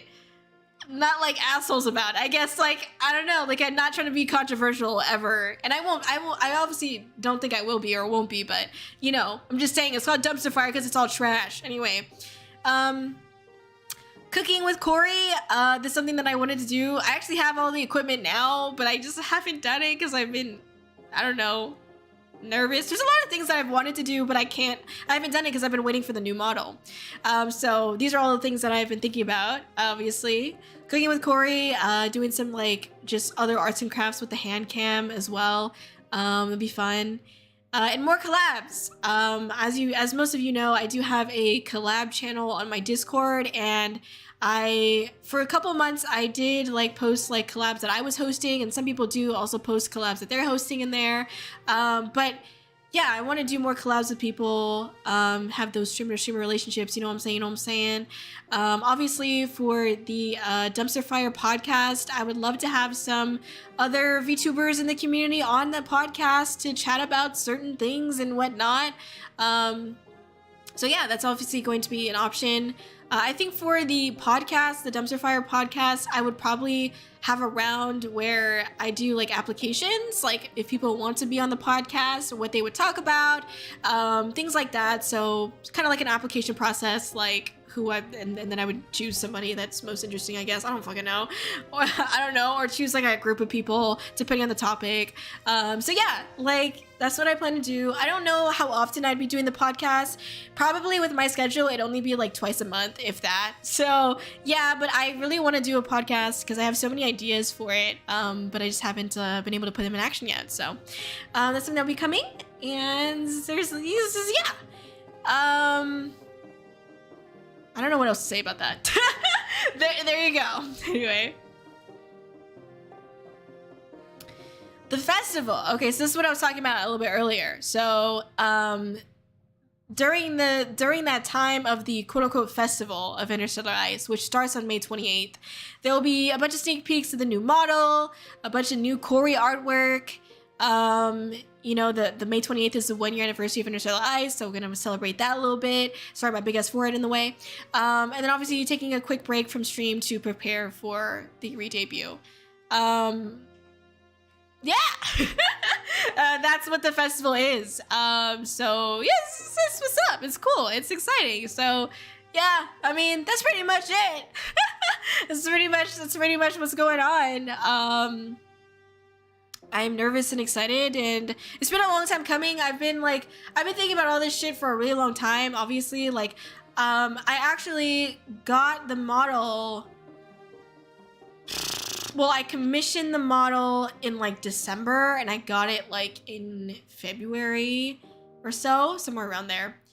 And it's been a fucking struggle, not gonna lie, but it's been a while since I've had it or been thinking about this. And so now that I actually get to share with you guys, I'm I don't know what to say. I've got so much in my brain, thinking about all these things because I've been thinking about it for so long, and now here we are. So yeah, here we are. So yeah, that's quick. Well, it's just the art. Sorry, I haven't. The reason why I don't know if I can get it by June 10th is because the model is in the process of getting rigged, and I don't know for sure if they're gonna be able to get it done in time. They said that they will, but I don't know. So we'll see. Anyway, so we'll see. It's not done. Yeah, it's not done, unfortunately. I wish it was done because I would feel less stressed. But it is what it is. Anyway, yeah, I'm really excited. It's a freaking beautiful model. I think it just better reflects Kōri. So yeah, I know how long this takes me, all right? Rigging is difficult, so understandable. No, absolutely. 100%. Fingers crossed. I agree. I'm really excited. My rigger is freaking cool AF. I'm really excited that I found them because they're a gem. So anyway, I'll talk about that another day because someday when I get closer to the debut because I don't want to spoil anything. But yeah, that's that. That's what's up. That's it. Thank you. Hope to see you on June 10th. Yep. My beautiful slide deck. My handy dandy trusty slide deck, everybody. Fucking tired. I haven't streamed this long in a while. 4 fucking hours? Holy shit. Anyway, we'll see you on June 10th. Yes, exactly. That was an awesome stream. Thank you, Kōri. Thank you. I'm there right now. That was a roller coaster. Yes. Thank you, everybody, for being here. I really appreciate it. But yeah, that's a huge announcement. I'm super excited for June 10th. Obviously, as I keep saying. And, got a lot of projects on the way. Don't forget that on May 2nd, Tuesday, I will be doing a Q&A stream. Barbie will be kind of moderating the questions and whatnot. If you want to send in your questions, you can absolutely do that still. Would love to hear your questions, or you don't have to. They're all anonymous. You don't have to put your name unless you want to. Obviously, you can if you want. And if you come to the stream, you can obviously ask questions on the stream as well. But that's going to be happening on the 2nd at 3 p.m. PST. It'll be a good time. Send your questions or don't. That's cool too. I'll be streaming again on the 4th. And then I have my minor surgery. So I don't know when I'll be back. But I hope to be back by the next week or so. But we'll see.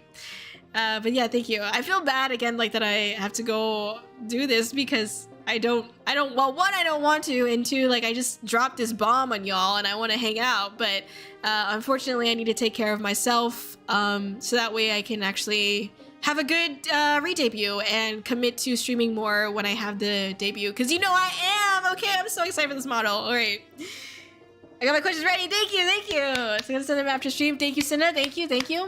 Wishing you all the best in your recovery, your surgery, and your recovery. Thank you. I appreciate it. I hope so. I hope it will be quick, but we'll see. It doesn't sound like it will be quick, but I hope so.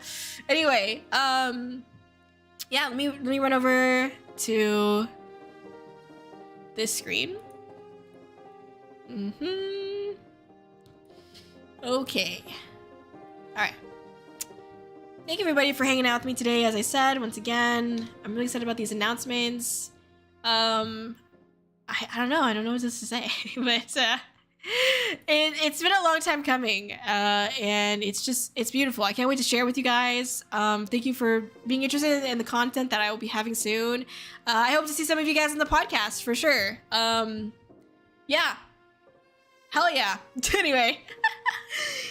I hope you guys like the game as well. Thank you everybody for enjoying the game. I hope you guys, I know we just kind of breezed past the game because I talked about the announcement there.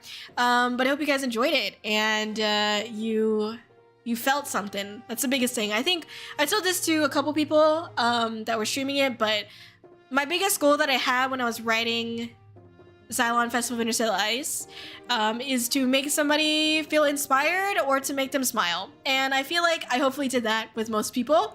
And if I didn't, then go eat some fucking food and feel better about it. Or take a stress poop. That's fine too. Anyway. But yeah, thank you everybody. I appreciate y'all.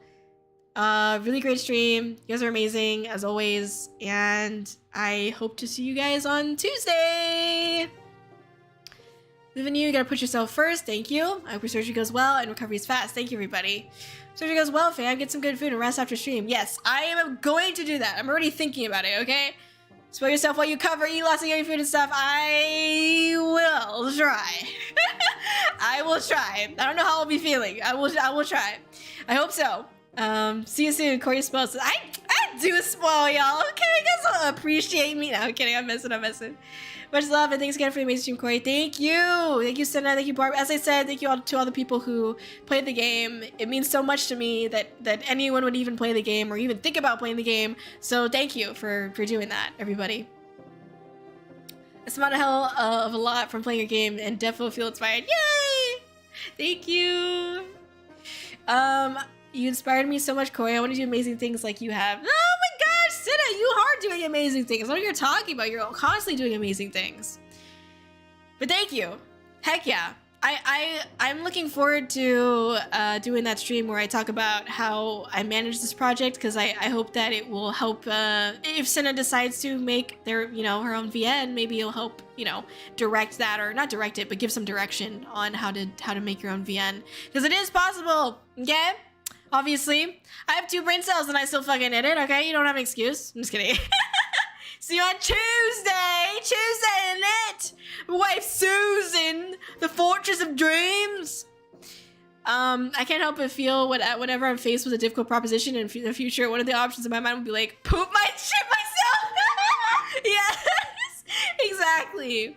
Now you go rest up. Thank you, Senna. Farewell, thank you. Can I still go eat something if I smiled? Absolutely. Specifically for you, Mid. No, I'm just kidding. You can go eat your liqueur in long ways. That's fine. We'll see you Tuesday. Yes, thank you. Thanks for everything you do and for everything you are. See you. Oh, thank you, Serenity. Oh, Nia X3. Woo. Is that what you wanted? Is what you fucking wanted? No, just kidding. I appreciate it so much, dude. I want to do cool projects. Bruh, Barbie, you're doing cool projects too. All you guys do cool projects. I don't know what you mean. You guys equally inspire me, okay? Thank you. I want to be like Kōri when I grow up. Yeah, thank you, I guess. I don't know if I'm living the best life right now. I'm just kidding. League of Legends, toe fungus. I hate showering. Sorry. That's a Discord joke. Thank you. I do want to make one now, so I look forward to that stream. Heck yeah, and all your streams. Thank you, thank you. Thank you, Sina. Like, that's so sweet. Who the fuck is start crying for real? You're right, popcorn. Damn it. I hate it. I hate it here. I'm leaving. She's on to me. Moving, I'll take you out to eat. I got you. I don't eat milk. You drink it, right? Actually, you technically are milk, because you're a cow, right? Anyway, I'm gonna go fucking eat. I'm tired of this shit, okay? Thank you for all the support in the game. Feel free to download the game if you want or don't. That's totally cool too. I appreciate all y'all. You guys are amazing. Keep doing what you do. I'll see you guys on Tuesday with Barbie. It'll be a good time. Thank you so much for your support. I'm looking forward to re-debut. Let's go. Keep aiming big because you guys can do it. I believe you. Okay? Thank you so much. All right. Good night. Goodbye. Oh, I'm not gonna scream in your ear anymore, okay? But it's